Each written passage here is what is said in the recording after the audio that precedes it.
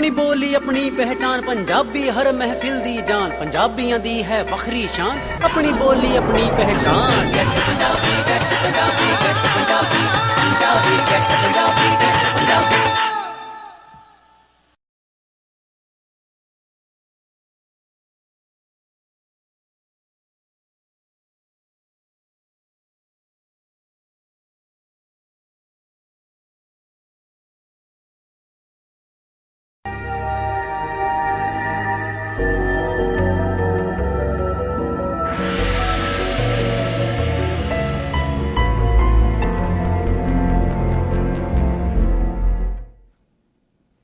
Get Punjabi ਦੇ ਦਾਨਸ਼ਵਰ ਦਰਸ਼ਕਾਂ ਤੇ ਸੁਚੇਤ ਸਰੋਤਾ ਜਨਾਂ ਦਾ ਨਿਰਭਉ ਨਿਰਵੈਰ ਪ੍ਰੋਗਰਾਮ ਦੇ ਇਸ ਐਪੀਸੋਡ ਵਿੱਚ ਨਿੱਘਾ ਸਵਾਗਤ ਹੈ।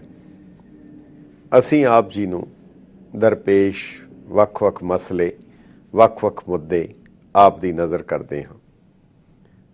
ਮਕਸਦ ਇਸ ਦਾ ਕੇਵਲ ਦਿਲ ਪਰਚਾਵਾ ਜਾਂ ਦਿਲਚਸਪੀ ਪੈਦਾ ਕਰਨਾ ਨਹੀਂ ਬਲਕਿ ਆਪਣੇ ਵਿਰਸੇ ਵਿਰਾਸਤ ਇਤਿਹਾਸ ਤਾਰੀਖ ਅਤੇ ਆਉਣ ਵਾਲੇ ਸਮੇਂ ਲਈ ਕੋਈ ਸੁਚੱਜੇ ਉਪਾਅ ਕਦਮ ਚੁੱਕਣੇ ਇਸ ਦਾ ਮਕਸਦ ਹੈ। ਵੱਖ-ਵੱਖ ਪਹਿਲੂਆਂ ਦੇ ਉੱਤੇ ਜਿਵੇਂ ਆਪ ਜੀ ਨੇ ਵੇਖਿਆ ਔਰ ਬਹੁਤ ਹੀ ਗੰਭੀਰ ਵਿਸ਼ੇ ਜਿਹੜੇ ਸਾਨੂੰ ਸਾਰਿਆਂ ਨੂੰ ਤਅਲਕ ਰੱਖਦੇ ਹਨ, ਸਾਡੇ ਸਾਰਿਆਂ ਦਾ ਉਸ ਦੇ ਨਾਲ ਇੱਕ ਬਹੁਤ ਡੂੰਘਾ ਸੰਬੰਧ ਹੈ, ਉਹਨਾਂ ਨੂੰ ਵਿਸ਼ਲੇਸ਼ਣ ਕਰਕੇ ਚੰਗੀ ਤਰ੍ਹਾਂ ਉਸ ਦੇ ਉੱਤੇ ਵਿਚਾਰ ਕਰਕੇ ਆਪ ਨਾਲ ਸਾਂਝੇ ਕਰਨੇ ਔਰ ਉਸ ਦੇ ਬਾਅਦ ਉਹਨਾਂ ਨੂੰ ਸਾਂਝਾ ਕਰਨਾ, ਨਸ਼ਰ ਕਰਨਾ, ਪ੍ਰਸਾਰਿਤ ਕਰਨਾ ਤਾਂ ਕਿ ਇਹ ਆਵਾਜ਼ ਉੱਥੇ ਤੱਕ ਪਹੁੰਚੇ ਔਰ ਇਹ ਅਸੀਂ ਆਪ ਨੂੰ ਯਕੀਨ ਦਿਵਾ ਸਕਦੇ ਹਾਂ ਕਿ ਉਹ ਤੁਹਾਡੀ ਆਵਾਜ਼ ਪੂਰੀ ਆਪਣੀ ਬੁਲੰਦੀ ਦੇ ਵਿੱਚ ਉੱਥੇ ਪਹੁੰਚਦੀ ਹੈ ਜਿੱਥੇ ਉਹ ਪਾਲਿਸੀਜ਼ ਉਹ ਨਿਰਣੇ ਲਏ ਜਾਂਦੇ ਹਨ। ਇਸ ਮੰਚ ਤੋਂ, ਇਸ ਸਟੇਜ ਤੋਂ, ਇਸ ਪਲੇਟਫਾਰਮ ਤੋਂ ਨਸ਼ਰ ਕੀਤੇ ਗਏ ਕਈ ਪ੍ਰੋਗਰਾਮਾਂ ਦਾ ਅਸਰ ਪ੍ਰਤੱਖ ਤੌਰ ਦੇ ਉੱਤੇ ਸਾਹਮਣੇ ਆਇਆ ਔਰ ਉਹ ਲੋੜੀਂਦੀਆਂ ਤਬਦੀਲੀਆਂ ਵੀ ਕੀਤੀਆਂ ਗਈਆਂ। ਸਿਧਾਂਤਕ ਪੱਖ ਦੇ ਉੱਤੇ ਖੜੇ ਹੋ ਕੇ ਸਾਡੀ ਕੋਸ਼ਿਸ਼ ਹੈ ਕਿ ਨਿਰਪੱਖ ਪਰ ਸਿਧਾਂਤਕ ਪੱਖ ਨੂੰ ਹੀ ਆਪ ਦੇ ਸਾਹਮਣੇ ਰੱਖਿਆ ਜਾਏ। ਦਰਅਸਲ ਇਹ ਮਹੀਨਾ ਜੂਨ ਦਾ ਇੱਕ ਬਹੁਤ ਹੀ ਕੌਮੀ ਤੌਰ ਦੇ ਉੱਤੇ ਬਹੁਤ ਅਹਿਮ ਹੈ, ਜਿਸ ਵਿੱਚ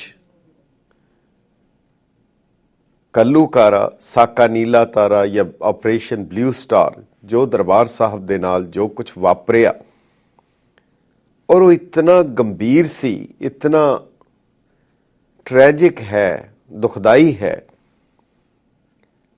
ਅਜੇ ਤੱਕ ਕੇਵਲ ਉਸ ਦਾ ਇੱਕ ਪਾਸਾ, ਇੱਕ ਪੱਖ ਉਹ ਪ੍ਰਸਾਰਿਤ ਕੀਤਾ ਗਿਆ ਔਰ ਉਹ ਵੀ ਬਾਕੀ ਸਾਰੇ ਦਰਵਾਜ਼ੇ ਬੰਦ ਕਰਕੇ ਇੱਕੋ ਸਰੋਤ ਤੋਂ, ਜਿਸ ਨੂੰ ਕਹਿ ਲਿਆ ਜਾਏ ਸਰਕਾਰੀ ਪੱਧਰ ਤੇ ਸਰਕਾਰੀ ਸਰੋਤ ਦੇ ਰਾਹੀਂ ਹੀ ਉਹ ਸਾਰਾ ਕੁਝ ਪ੍ਰਸਾਰਿਤ ਹੋਇਆ।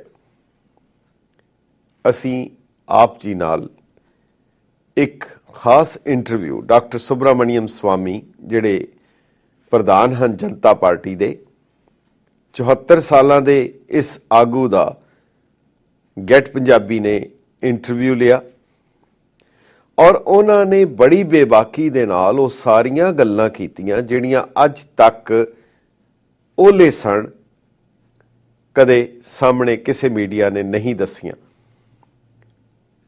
ਔਰ ਇੱਕ ਤਸੱਲੀ ਦੀ ਗੱਲ ਹੈ ਕਿ ਉਹ ਇੱਕ ਗੈਰ ਸਿੱਖ ਹੁੰਦੇ ਹੋਏ ਉਹਨਾਂ ਨੇ ਜਿਸ ਤਰੀਕੇ ਦੇ ਨਾਲ ਔਰ ਜਿਸ ਬੇਬਾਕੀ ਦੇ ਨਾਲ ਉਹਨਾਂ ਨੇ ਸਾਰਾ ਕੁਝ ਦੱਸਿਆ,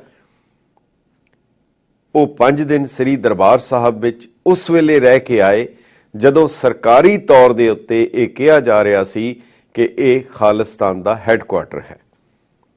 ਇਹ ਇੱਕ ਬਹੁਤ ਵੱਡੀ ਉਹਨਾਂ ਦੀ ਦਲੇਰੀ ਔਰ ਹਿੰਮਤ, ਪਰ ਉਸ ਤੋਂ ਜ਼ਿਆਦਾ ਇਹ ਕਿ ਹੁਣ ਉਹਨਾਂ ਨੇ ਆਪਣਾ ਪੂਰਾ ਬਿਆਨ ਕੈਮਰੇ ਦੇ ਵਿੱਚ ਦਰਜ ਕਰਵਾਇਆ ਔਰ ਉਸ ਦਾ ਅਸਰ ਪ੍ਰਤੱਖ ਤੌਰ ਦੇ ਉੱਤੇ ਇਹ ਹੋਇਆ ਕਿ ਕਾਫੀ ਵੱਡੀ ਗਿਣਤੀ ਦੇ ਵਿੱਚ ਗੈਰ ਸਿੱਖ, ਖਾਸ ਕਰਕੇ ਹਿੰਦੂ ਵੀਰਾਂ ਨੇ ਆਪਣੇ ਕਮੈਂਟਸ ਦਿੱਤੇ ਹਨ ਕਿ ਸਾਨੂੰ ਤਾਂ ਉਹੀ ਸੁਣਿਆ ਸੀ, ਅਸੀਂ ਉਸ ਤੇ ਭਰੋਸਾ ਕੀਤਾ, ਪਰ ਹੁਣ ਸਾਨੂੰ ਪਤਾ ਲੱਗਾ ਹੈ ਕਿ ਅਸਲੀਅਤ ਕੀ ਹੈ। ਕਿਉਂਕਿ ਜਿਸ ਢੰਗ ਨਾਲ ਡਾਕਟਰ ਸੁਬਰਾਮਣੀਅਮ ਸਵਾਮੀ ਨੇ ਦੱਸਿਆ, ਉਹ ਬਾਦਲੀਲ ਢੰਗ ਦੇ ਨਾਲ ਉਹਨਾਂ ਨੇ ਸਾਰੀ ਗੱਲ ਕੀਤੀ। ਔਰ ਇੱਕ ਦਰਸ਼ਕ ਨੇ ਤਾਂ ਇੱਥੋਂ ਤੱਕ ਕਿਹਾ ਕਿ ਮੇਰੇ ਮਨ ਵਿੱਚ ਸੰਤ ਜਰਨੈਲ ਸਿੰਘ ਪ੍ਰਤੀ ਬਹੁਤ ਘਿਰਣਾ ਸੀ, ਦਰਬਾਰ ਸਾਹਿਬ ਪ੍ਰਤੀ ਘਿਰਣਾ ਸੀ, ਪਰ ਅੱਜ ਮੈਂ ਕਹਿ ਰਿਹਾ ਹਾਂ ਕਿ ਸੰਤ ਜਰਨੈਲ ਸਿੰਘ ਸਹੀ ਮਾਇਨੇ ਦੇ ਵਿੱਚ ਇੱਕ ਸੰਤ ਸੀ। ਖੈਰ, ਇਹ ਫਰਜ਼ ਹੈ ਜਿਹੜਾ ਅਸੀਂ, ਤੁਹਾਡਾ ਮੀਡੀਆ, ਤੁਹਾਡਾ ਚੈਨਲ ਆਪਣਾ ਫਰਜ਼ ਪੂਰਾ ਅਦਾ ਕਰ ਰਿਹਾ ਹੈ, ਹੋਰ ਇਸ ਦਾ ਕੋਈ ਮਕਸਦ ਨਹੀਂ। ਅੱਜ ਵੀ ਉਸ ਲੜੀ ਦੇ ਵਿੱਚ ਅਸੀਂ ਕੋਸ਼ਿਸ਼ ਕਰਾਂਗੇ ਇੱਕ ਹੋਰ ਪੱਖ ਜਿਹੜਾ ਬਿਲਕੁਲ ਅਜੇ ਤੱਕ ਅਣਗੋਲਿਆ ਹੈ, ਵਿਚਾਰਿਆ ਨਹੀਂ ਗਿਆ, ਉਸ ਦੇ ਉੱਤੇ ਵਿਚਾਰ ਕਰਾਂਗੇ। ਪਰ ਇੱਕ ਦੋ ਸੁਰਖੀਆਂ ਬਹੁਤ ਹੀ ਸੰਖੇਪ ਦੇ ਵਿੱਚ, ਪਾਕਿਸਤਾਨ ਦੇ ਵਿੱਚ ਸ਼ਹੀਦੀ ਪੁਰਬ ਮਨਾਉਣ ਲਈ, ਗੁਰੂ ਅਰਜਨ ਪਾਤਸ਼ਾਹ ਦਾ ਸ਼ਹੀਦੀ ਜੋੜ ਮੇਲਾ ਮਨਾਉਣ ਲਈ ਜੋ ਭਾਰਤ ਤੋਂ ਜਥਾ ਗਿਆ ਸੀ, ਉਸ ਦੇ ਵਿੱਚੋਂ ਇੱਕ ਜਥਾ ਵਾਪਸ ਪਰਤ ਆਇਆ, ਕਿਉਂਕਿ ਗੁਰੂ ਅਰਜਨ ਦੇਵ ਜੀ ਦਾ ਸ਼ਹੀਦੀ ਪੁਰਬ 12 ਜੂਨ ਨੂੰ ਸੀ ਔਰ ਉਹਨਾਂ ਨੇ ਉਸੇ ਮੁਤਾਬਕ ਮਨਾਇਆ। ਪਰ ਅਫਸੋਸ ਦੀ ਗੱਲ ਹੈ ਕਿ ਪਾਕਿਸਤਾਨ ਸਰਕਾਰ, ਇਵੈਕੂਈ ਟਰਸਟ ਪ੍ਰਾਪਰਟੀ ਬੋਰਡ ਨੇ ਕੌਮ ਦੇ ਵਿੱਚ ਦੁਬਿਧਾ ਪੈਦਾ ਕਰਨ ਲਈ ਉਹਨਾਂ ਨੇ ਗੁਰਪੁਰਬ ਨੂੰ 16 ਤਾਰੀਖ ਨੂੰ, 16 ਜੂਨ ਨੂੰ ਮਨਾਉਣ ਦਾ ਐਲਾਨ ਕੀਤਾ ਹੈ। ਉਹਨਾਂ ਦਾ ਕੋਈ ਹੱਕ ਨਹੀਂ ਸੀ ਬਣਦਾ ਕਿ ਧਾਰਮਿਕ ਮਾਮਲਿਆਂ ਦੇ ਵਿੱਚ ਇਸ ਤਰ੍ਹਾਂ ਦਖਲ ਦੇਣ। ਇਹ ਧਾਰਮਿਕ ਮਰਿਆਦਾ ਕੀ ਹੈ, ਕਿਸ ਤਰ੍ਹਾਂ ਹੋਣੀ ਹੈ, ਇਸ ਦਾ ਨਿਰਣਾ ਪੰਥਕ ਸੰਸਥਾਵਾਂ ਨੇ ਕਰਨਾ ਹੈ, ਨਾ ਕਿ ਉੱਥੋਂ ਦੀ ਸਰਕਾਰ ਜਾਂ ਕਿਸੇ ਸਰਕਾਰੀ ਅਦਾਰੇ ਨੇ। ਇੱਕ ਹੋਰ ਛੋਟੀ ਜਿਹੀ ਖਬਰ ਹੈ ਕਿ ਪੰਜਾਬ ਸਰਕਾਰ ਇੱਕ ਪਾਸੇ ਤਾਂ ਮਾਲੀ ਸੰਕਟ ਦੇ ਵਿੱਚੋਂ ਗੁਜ਼ਰ ਰਹੀ ਹੈ, ਔਰ ਬਲਕਿ ਉਹ ਹਾਲਤ ਇਤਨੀ ਗੰਭੀਰ ਹੈ ਕਿ ਜਿਹੜੇ ਉੱਥੇ ਚਿੜੀਆ ਘਰ ਹਨ, ਜ਼ੂ, ਉਹਨਾਂ ਦੇ ਵਿੱਚ ਜਾਨਵਰਾਂ ਦੇ ਲਈ ਵੀ ਖਾਣਾ ਨਹੀਂ ਦਿੱਤਾ ਜਾ ਸਕ ਰਿਹਾ ਔਰ ਉਹਨਾਂ ਨੂੰ ਸਟਾਰਵੇਸ਼ਨ ਡਾਈਟ, ਇਹ ਅਖਬਾਰ ਨਵੀਸਾਂ ਨੇ ਲਿਖਿਆ ਹੈ ਕਿ ਭੁੱਖਮਰੀ ਦੀ ਹਾਲਤ ਵਿੱਚ ਉਹ ਆਪਣੀ ਜ਼ਿੰਦਗੀ ਜੀ ਰਹੇ ਹਨ। ਪਰ ਸਰਕਾਰ ਦੇ ਕੋਲ ਸਾਧਨ ਨਹੀਂ ਹਨ ਕਿ ਉਹਨਾਂ ਨੂੰ ਠੀਕ ਖੁਰਾਕ ਦੇ ਸਕੇ, ਉਹਨਾਂ ਨੂੰ ਲੋੜੀਂਦੀ ਖੁਰਾਕ ਦੇ ਸਕੇ। ਪਰ ਪੰਜਾਬ ਸਰਕਾਰ ਨੇ ਅਕਤੂਬਰ ਮਹੀਨੇ ਦੇ ਵਿੱਚ ਇੱਕ ਗਲੋਬਲ ਇਨਵੈਸਟਰਸ ਕਾਨਫਰੰਸ, ਤਾਂ ਕਿ ਬਾਹਰ ਦੇ ਜਿਹੜੇ ਪੰਜਾਬੀ ਹਨ ਖਾਸ ਕਰਕੇ, ਉਹਨਾਂ ਨੂੰ ਸੱਦਾ ਪੱਤਰ ਦਿੱਤਾ ਜਾ ਰਿਹਾ ਹੈ, ਉਹਨਾਂ ਨੂੰ ਸੱਦਿਆ ਜਾ ਰਿਹਾ ਹੈ, ਜੀ ਆਇਆਂ ਕਿਹਾ ਜਾ ਰਿਹਾ ਹੈ। ਅਕਤੂਬਰ ਦੇ ਵਿੱਚ ਇੱਕ ਬਹੁਤ ਵੱਡੇ ਪੱਧਰ ਦੇ ਉੱਤੇ ਆਲਮੀ ਇਨਵੈਸਟਰਸ ਕਾਨਫਰੰਸ ਪੰਜਾਬ ਦੇ ਵਿੱਚ ਕਰਨ ਦਾ ਉਹਨਾਂ ਦਾ ਇਰਾਦਾ ਹੈ। ਸੋ ਇਹ ਜਿਹੜੀਆਂ ਛੋਟੀਆਂ ਸੁਰਖੀਆਂ ਸੀ, ਪਰ ਇਸ ਦੇ ਨਾਲ ਇੱਕ ਹੋਰ ਸੁਰਖੀ, ਗੰਭੀਰ ਸੁਰਖੀ ਪਰ ਦੁਖਦਾਈ ਹੈ ਕਿ ਪੰਜਾਬ ਦੇ ਮੰਤਰੀ, ਉਹ ਦਿੱਲੀ ਤੋਂ ਵਾਪਸ ਆ ਰਹੇ ਸਨ। ਉਹਨਾਂ ਦੇ ਅੱਗੇ ਉਹਨਾਂ ਦੀ ਪਾਇਲਟ ਜੀਪ, ਜਿਹਦੇ ਵਿੱਚ ਪੁਲਿਸ ਵਾਲੇ ਸਨ, ਬਾਰਿਸ਼ ਤੇਜ਼ ਸੀ, ਰਾਹ ਦੇ ਵਿੱਚ ਸੜਕ ਦੇ ਉੱਤੇ ਨੰਗੀਆਂ ਬਿਜਲੀ ਦੀਆਂ ਤਾਰਾਂ ਪਈਆਂ ਸੀ ਔਰ ਜਿਸ ਕਰਕੇ ਜੀਪ ਨੂੰ ਜ਼ੋਰ ਦੀ ਬ੍ਰੇਕ ਮਾਰਨੀ ਪਈ ਤਾਂ ਉਸ ਦੇ 'ਚ ਇੱਕ ਕੁੰਡਲੀ ਦੇ ਕੋਲ, ਹਰਿਆਣੇ ਸੋਨੀਪਤ ਦੇ ਕੋਲ, ਦਿੱਲੀ ਤੋਂ 35 ਕਿਲੋਮੀਟਰ ਦੇ ਉੱਤੇ ਇਹ ਦੁਰਘਟਨਾ, ਐਕਸੀਡੈਂਟ ਵਾਪਰਿਆ। ਉਹ ਜਿਸ ਵੇਲੇ ਜ਼ੋਰ ਦੀ ਬ੍ਰੇਕ ਲੱਗੀ, ਤਾਂ ਉਹਨਾਂ ਵਿੱਚੋਂ ਗੁਰਮੀਤ ਸਿੰਘ ਤੇ ਦੂਸਰੇ ਹਰਬੰਸ ਸਿੰਘ ਇਹ ਉਛਲ ਕੇ ਪੁੜਕ ਕੇ ਸੜਕ ਦੇ ਦੂਜੇ ਪਾਸੇ ਚਲੇ ਗਏ, ਗਿਰ ਗਏ। ਪਿੱਛੋਂ ਇੱਕ SUV ਆ ਰਹੀ ਸੀ, ਇੱਕ ਟਰੱਕ ਆ ਰਿਹਾ ਸੀ, ਜਿਸ ਨੇ ਉਹਨਾਂ ਨੂੰ ਦਰੜ ਦਿੱਤਾ ਔਰ ਉਹ ਕੁਚਲੇ ਗਏ। ਉਹਨਾਂ ਨੂੰ ਹਸਪਤਾਲ ਲਿਜਾਇਆ ਗਿਆ ਪਰ ਉਹ ਬਚ ਨਾ ਸਕੇ। ਇਸ ਦੇ ਵਿੱਚ ਅਫਸੋਸ ਦੀ ਗੱਲ ਇਹ ਹੈ ਕਿ ਜੇ ਉੱਥੇ ਬਿਜਲੀ ਦੀਆਂ ਤਾਰਾਂ ਗਿਰੀਆਂ ਹਨ, ਕੀ ਕਿਸੇ ਮਹਿਕਮੇ ਦੀ ਕੋਈ ਜ਼ਿੰਮੇਵਾਰੀ ਨਹੀਂ ਕਿ ਉਸ ਦੀ ਦੇਖਭਾਲ ਕਰੇ? ਔਰ ਜੇਕਰ ਕਹਿ ਲਿਆ ਜਾਏ ਤਾਂ ਇਹ ਐਕਸੀਡੈਂਟ, ਜਿਸ ਨੂੰ ਫਰੀਕ ਐਕਸੀਡੈਂਟ ਕਿਹਾ ਜਾਂਦਾ ਹੈ, ਇਹ ਦੁਖਾਂਤ ਟਾਲਿਆ ਜਾ ਸਕਦਾ ਸੀ ਜੇਕਰ ਠੀਕ ਤਰੀਕੇ ਦੇ ਨਾਲ ਪ੍ਰੀਕਾਸ਼ਨਸ ਲਏ ਜਾਂਦੇ ਔਰ ਸਾਵਧਾਨੀ ਕੀਤੀ ਜਾਂਦੀ। ਪਰ ਉਹਨਾਂ ਦੀ ਗੱਡੀ ਤੇਜ਼ ਹੋਣ ਕਰਕੇ, ਕਿਉਂਕਿ ਜਦੋਂ ਵੀ ਮੰਤਰੀ ਸਫ਼ਰ ਕਰਦੇ ਹਨ ਉਹਨਾਂ ਦੀ ਗੱਡੀ ਸਪੀਡ ਲਿਮਿਟ ਦਾ ਸ਼ਾਇਦ ਉਹਨਾਂ ਲਈ ਨਹੀਂ ਹੁੰਦੀ ਔਰ ਪੂਰੀ ਤੇਜ਼ ਰਫ਼ਤਾਰ ਦੇ ਵਿੱਚ ਉਹ ਜਿਸ ਵੇਲੇ ਗੱਡੀ ਜਾ ਰਹੀ ਸੀ, ਸਾਹਮਣੇ ਉਹਨਾਂ ਨੇ ਦੇਖਿਆ ਨੰਗੀਆਂ ਤਾਰਾਂ ਸੜਕ ਦੇ ਉੱਤੇ ਹਨ। ਉਹਨਾਂ ਨੇ ਇੱਕਦਮ ਬ੍ਰੇਕ ਮਾਰੀ ਔਰ ਇਸ ਤਰੀਕੇ ਦੇ ਨਾਲ ਉਹ ਦੁਰਘਟਨਾ, ਦੁਖਦਾਈ ਦੁਰਘਟਨਾ ਵਾਪਰ ਗਈ ਔਰ ਇਹ 2 ਪੁਲਿਸ ਦੇ ਜਵਾਨ ਉਸ ਵਿੱਚ ਅਣਆਈ ਮੌਤੇ ਮਾਰੇ ਗਏ। ਸੋ ਇਹ ਕੁਝ ਸੁਰਖੀਆਂ ਹਨ। ਅੱਜ ਸਾਡੀ ਕੋਸ਼ਿਸ਼ ਹੋਏਗੀ, ਇੱਕ ਪੱਖ ਜਿਹੜਾ ਬਹੁਤ ਅਹਿਮ ਹੈ ਉਹ ਹੈ ਸੰਤ ਜਰਨੈਲ ਸਿੰਘ ਭਿੰਡਰਾਂਵਾਲੇ। ਉਹਨਾਂ ਨੂੰ ਗ੍ਰਿਫਤਾਰ ਕੀਤਾ ਗਿਆ ਸੀ, ਬਾਕਾਇਦਾ ਤੌਰ ਤੇ ਉਹਨਾਂ ਨੂੰ ਗ੍ਰਿਫਤਾਰ ਕੀਤਾ ਗਿਆ, ਜੇਲ੍ਹ ਭੇਜਿਆ ਗਿਆ। ਉਹਨਾਂ ਨੇ ਕਾਨੂੰਨ ਦੇ ਅੱਗੇ ਆਪਣੇ ਆਪ ਨੂੰ ਕਾਨੂੰਨ ਦੇ ਹਵਾਲੇ ਕੀਤਾ, ਪਰ ਇਸ ਦੇ ਬਾਅਦ ਉਹਨਾਂ ਦੇ ਉੱਤੇ ਸਾਰੇ ਕੇਸ ਵਾਪਸ ਲੈ ਕੇ, ਮੁਕੱਦਮੇ ਵਾਪਸ ਲੈ ਕੇ ਉਹਨਾਂ ਨੂੰ ਛੋੜ ਦਿੱਤਾ ਗਿਆ। ਇਹ ਘਟਨਾ ਕਿਸ ਤਰ੍ਹਾਂ ਵਾਪਰੀ? ਉਹ ਪੁਲਿਸ ਆਫੀਸਰ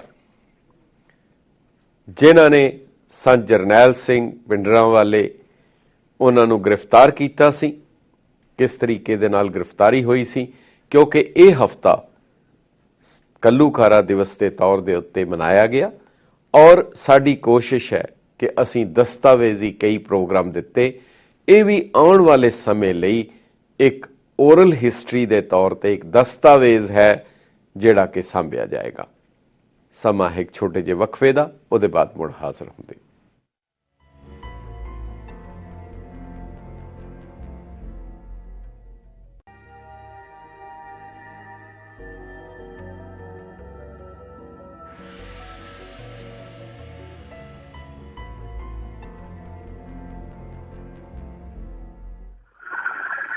ਗੈਟ ਪੰਜਾਬੀ ਦੇ ਦਾਨਸ਼ਵਰ ਦਰਸ਼ਕਾਂ ਅਤੇ ਸੁਚੇਤ ਸਰੋਤਾ ਜਨਾਂ ਦਾ ਵਕਫੇ ਦੇ ਬਾਅਦ ਨਿੱਘਾ ਸਵਾਗਤ ਹੈ।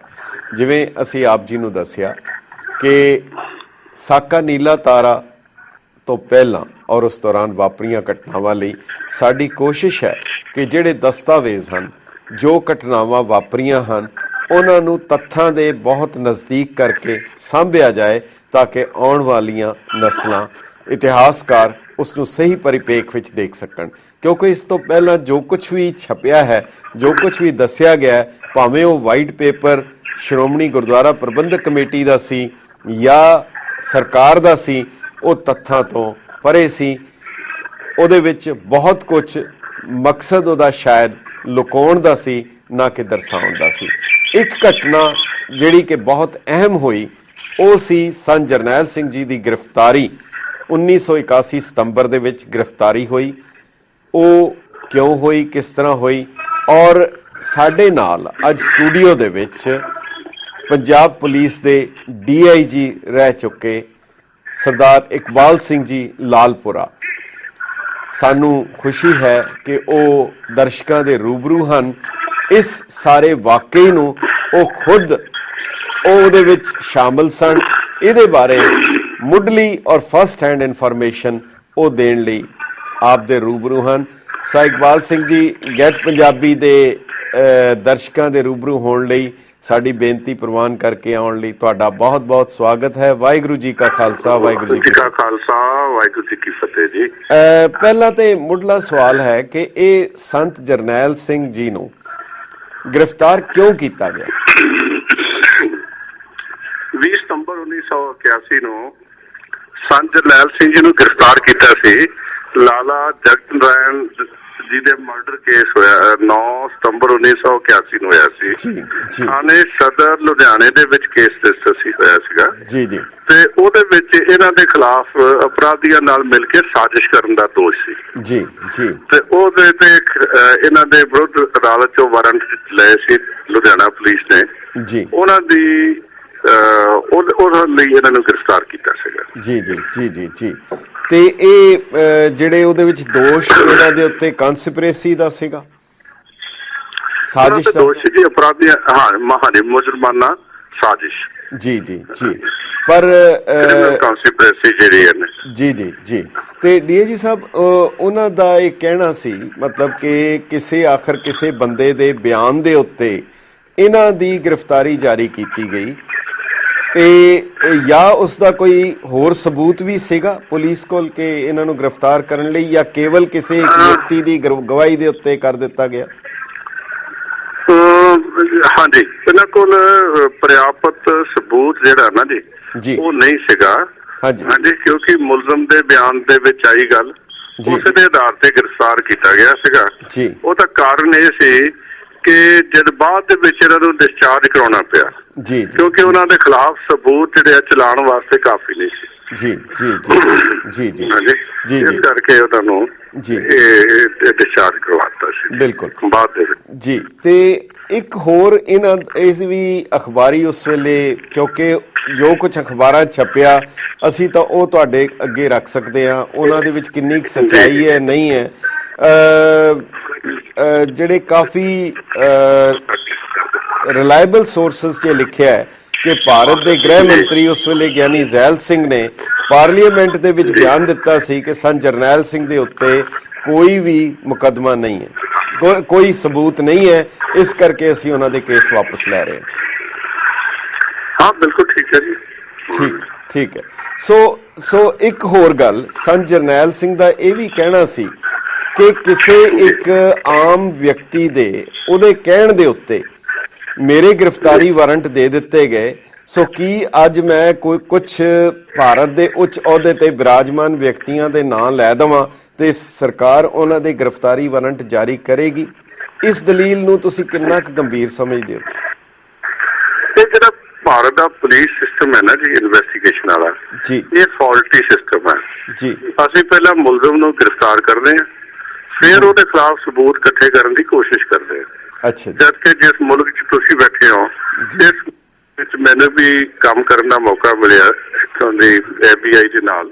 ਤੁਸੀਂ ਪਹਿਲਾਂ ਇੱਥੇ ਲੋਕੀ ਸਬੂਤ ਇਕੱਠੇ ਕਰਦੇ, ਨੂੰ ਗ੍ਰਿਫਤਾਰ ਕਰਦੇ ਆ ਜੀ ਜੀ ਜੀ, ਤਾਂ ਕਿ ਉਹਨੂੰ ਅਦਾਲਤ ਦੇ ਵਿੱਚੋਂ ਸਜ਼ਾ ਕਰਵਾਇਆ ਜਾ ਸਕੇ ਜੀ ਜੀ। ਸੋ ਇੱਥੇ ਪੁਲਿਸ ਸਿਸਟਮ ਜਿਹੜਾ ਨਾ ਇੰਡੀਆ ਇਸ ਤਰ੍ਹਾਂ ਹੀ ਹੈ ਕਿ ਪਹਿਲਾਂ ਬੰਦਾ ਫੜ ਲਓ ਤੇ ਫਿਰ ਉਹਨੂੰ ਪੁੱਛੋ ਵੀ ਆਪਣੇ ਖਿਲਾਫ ਦੱਸ, ਕੋਈ ਤੇਰੇ ਖਿਲਾਫ ਦੋਸ਼ ਅਸੀਂ ਸਿੱਧ ਕਰੀਏ ਜੀ।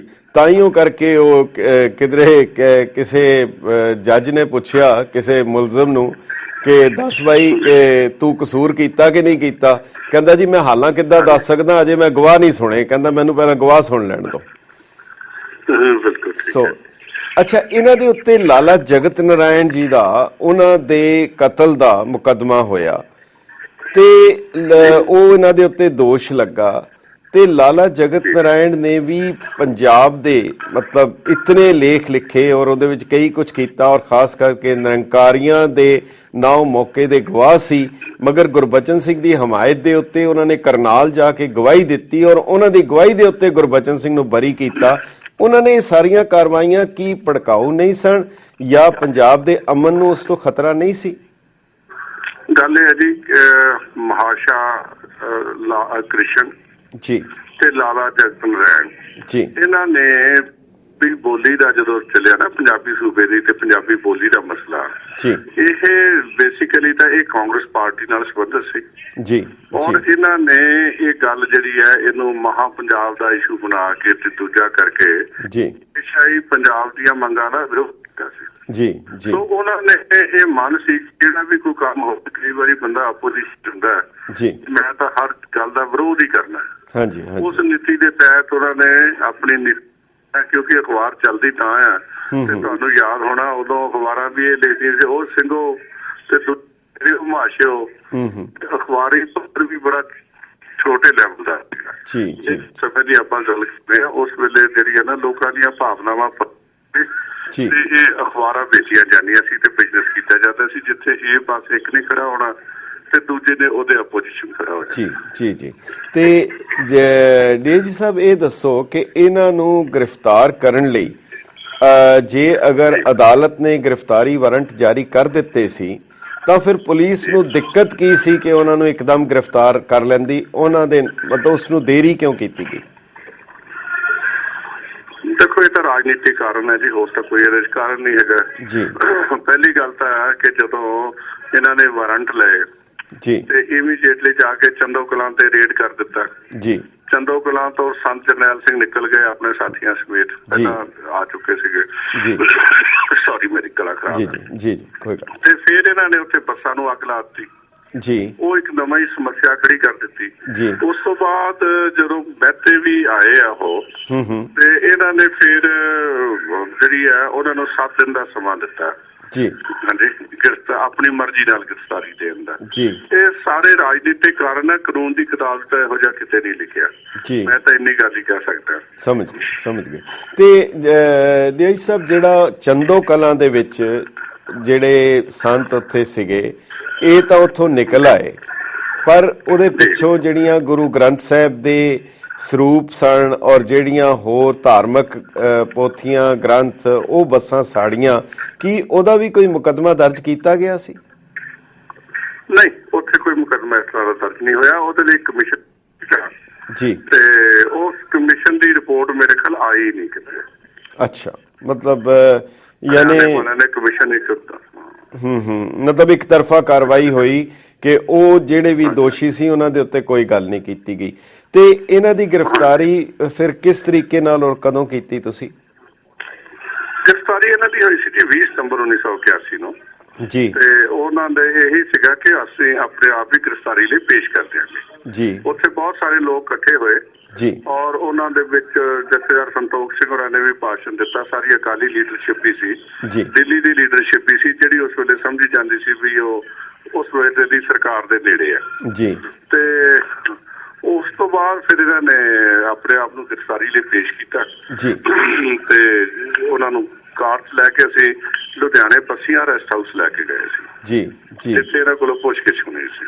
ਅੱਛਾ, ਤੇ ਉੱਥੇ ਇਹਨਾਂ ਨੂੰ ਗ੍ਰਿਫਤਾਰ ਕਰਨ ਵੇਲੇ ਫਿਰ ਉੱਥੇ ਕੁਛ ਵਾਇਲੈਂਸ ਹੋਈ, ਕੁਛ ਸ਼ਹੀਦ ਵੀ ਹੋਏ, ਕੁਝ ਮਾਰੇ ਗਏ, ਕੁਛ ਉਹ ਕੀ ਘਟਨਾ ਹੋਈ? ਨਹੀਂ, ਇਸ ਤਰ੍ਹਾਂ ਹੋਏ ਜਿਹੜੀ ਵਾਇਲੈਂਸ ਹੋਈ ਨਾ ਜੀ, ਉਹ ਹੋਈ ਹੈ ਜਦੋਂ ਇਹਨਾਂ ਨੇ ਤਾਂ ਅਰੈਸਟ ਲਈ ਤਾਂ ਆਪਣੇ ਆਪ ਹੀ ਆਏ ਸੀ ਬਾਹਰ ਜੀ। ਕਿਸੇ ਨੇ ਪੁਲਿਸ ਵੀ ਅੰਦਰ ਨਹੀਂ ਸੀ ਗਈ। ਉੱਥੇ ਪੰਡਾਲ ਲੱਗਾ ਸੀ ਜੀ, ਉੱਥੇ ਬਹੁਤ ਭਾਰੀ ਗਿਣਤੀ ਦੇ ਵਿੱਚ ਲੋਕ ਸੀ ਜੀ।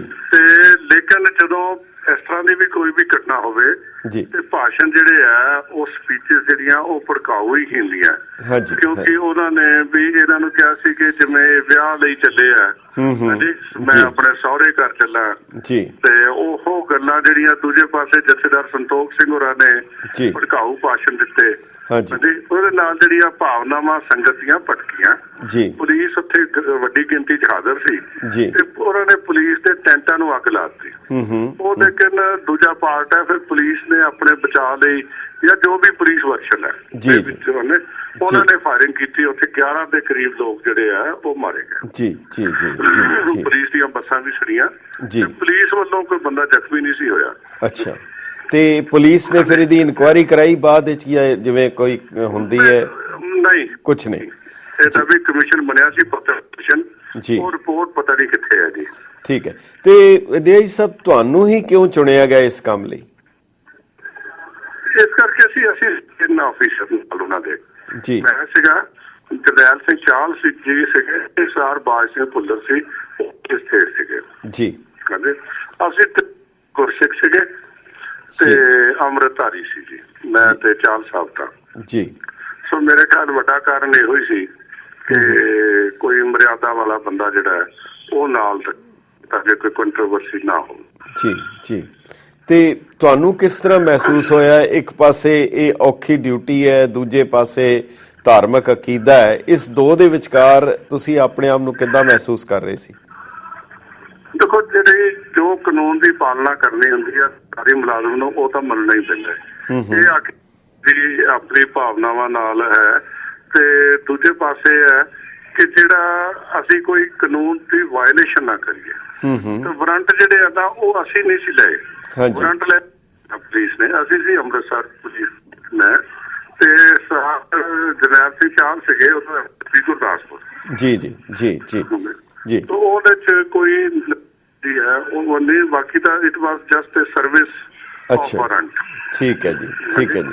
ਕੋਈ ਹੱਥਕੜੀ ਲਾਉਣ ਵਾਲੀ ਗੱਲ ਨਹੀਂ ਸੀ, ਕੁਛ ਐਸੀ ਗੱਲ ਨਹੀਂ ਸੀ ਕਿਸੇ ਨੂੰ ਬੇਇੱਜ਼ਤ ਕਰਨ ਵਾਲੀ। ਨਾ ਕੋਈ ਗੱਡੀ ਦੇ ਪਿੱਛੇ ਕਾਰ ਸੀ, ਸਾਡੇ ਕੋਲ ਇਨਵੈਸਟਰ ਕਾਰ ਸੀ ਚਾਰ ਸਾਹਿਬ ਵਾਲੀ, ਉਹਦੇ ਚ ਅਸੀਂ ਬਹਿ ਕੇ ਸਾਰੇ ਚਲੇ ਗਏ ਸੀ। ਠੀਕ ਹੈ। ਤੇ ਇਹ ਦੱਸੋ ਡੀ ਸਾਹਿਬ, ਜਦੋਂ ਉਹਨਾਂ ਨੂੰ ਉੱਥੇ ਲੈ ਕੇ ਗਏ ਕੁਦਰਤੀ ਤੌਰ ਦੇ ਉੱਤੇ ਪੁਲਿਸ ਦੀ ਜਿਹੜੀ ਤਫਤੀਸ਼ ਹੋਈ ਉਹਦੇ ਵਿੱਚ ਕੀ ਇਹਨਾਂ ਕੋਲੋਂ ਪੁੱਛਗਿੱਛ ਕੀਤੀ ਗਈ ਤੇ ਕੀ ਉਹ ਰਿਕਾਰਡ ਬਾਹਰ ਆਇਆ? ਰਿਕਾਰਡ ਤਾਂ ਜਿਹੜਾ ਲਾਲਾ ਜਗਤਨੈਨ ਵਾਲਾ ਕੇਸ ਹੈ ਜੀ, ਕਿਉਂਕਿ ਜਦੋਂ ਵੀ ਅਕਿਊਜ਼ ਨੂੰ ਪੁੱਛਗਿੱਛ ਹੁੰਦੀ ਹੈ ਉਹਦੀ ਕੇਸ ਡਾਇਰੀ ਲਿਖੀ ਜਾਂਦੀ ਹੈ ਜੀ। ਤੇ ਮੈਂ ਸਮਝਦਾ ਵੀ ਉਹ ਕੇਸ ਡਾਇਰੀ ਪਤਾ ਨਹੀਂ ਹੈਗੀ ਆ ਜਾਂ ਕਿਸੇ ਨੇ ਡਿਸਟਰੋਏ ਕਰ ਦਿੱਤੀ ਹੈ ਜੀ, ਤੇ ਉਹ ਤਾਂ ਮੈਟਰ ਆਫ ਰਿਕਾਰਡ ਲੱਭਣਾ ਪਏਗਾ ਕਿਸੇ ਨੂੰ ਜੀ ਜੀ। ਤੇ ਪੁੱਛਗਿੱਛ ਲਈ ਇੱਕ ਵੱਖਰੀ ਟੀਮ ਲੱਗੀ ਸੀਗੀ, ਅੱਛਾ, ਜਿਹਦੇ ਵਿੱਚ ਵੀ ਪੰਜਾਬ ਦੇ 4-5 ਪੁਲਿਸ ਅਫਸਰ ਸੀਗੇ। ਮਨੋਹਰ ਸਿੰਘ ਚਾਲ ਸੀ ਜੀ, ਤੇ ਇੱਕ ਸਾਰ ਗੁਰਬਚਨ ਸਿੰਘ ਸੀਗੇ ਜੀ, ਤੇ ਸੁਰਜੀਤ ਸਿੰਘ ਕਾਹਲੋਂ ਸੀਗੇ ਉਸ ਵੇਲੇ, ਤੇ ਇਹ ਅਫਸਰ ਜੀ। ਅਸੀਂ ਇੱਕ ਛੋਟਾ ਜਿਹਾ ਵਕਫਾ ਲਵਾਂਗੇ, ਤੁਸੀਂ ਬਹੁਤ ਅਹਿਮ ਜਾਣਕਾਰੀ ਦੇ ਰਹੇ ਹੋ। ਸਾਡੀ ਬੇਨਤੀ ਹੈ 2-4 ਮਿੰਟ ਲਈ ਹੋਰ ਤੁਸੀਂ ਸਾਡੇ ਨਾਲ ਬਣੇ ਰਹੋ, ਇੱਕ ਵਕਫੇ ਦੇ ਬਾਅਦ ਮੁੜ ਹਾਜ਼ਰ ਹੋਣੇ ਆ। ਬਹੁਤ ਬਹੁਤ ਧੰਨਵਾਦ, ਤੁਸੀਂ ਲਾਈਨ ਤੇ ਰਹੋ। ਸ਼ੁਕਰੀਆ।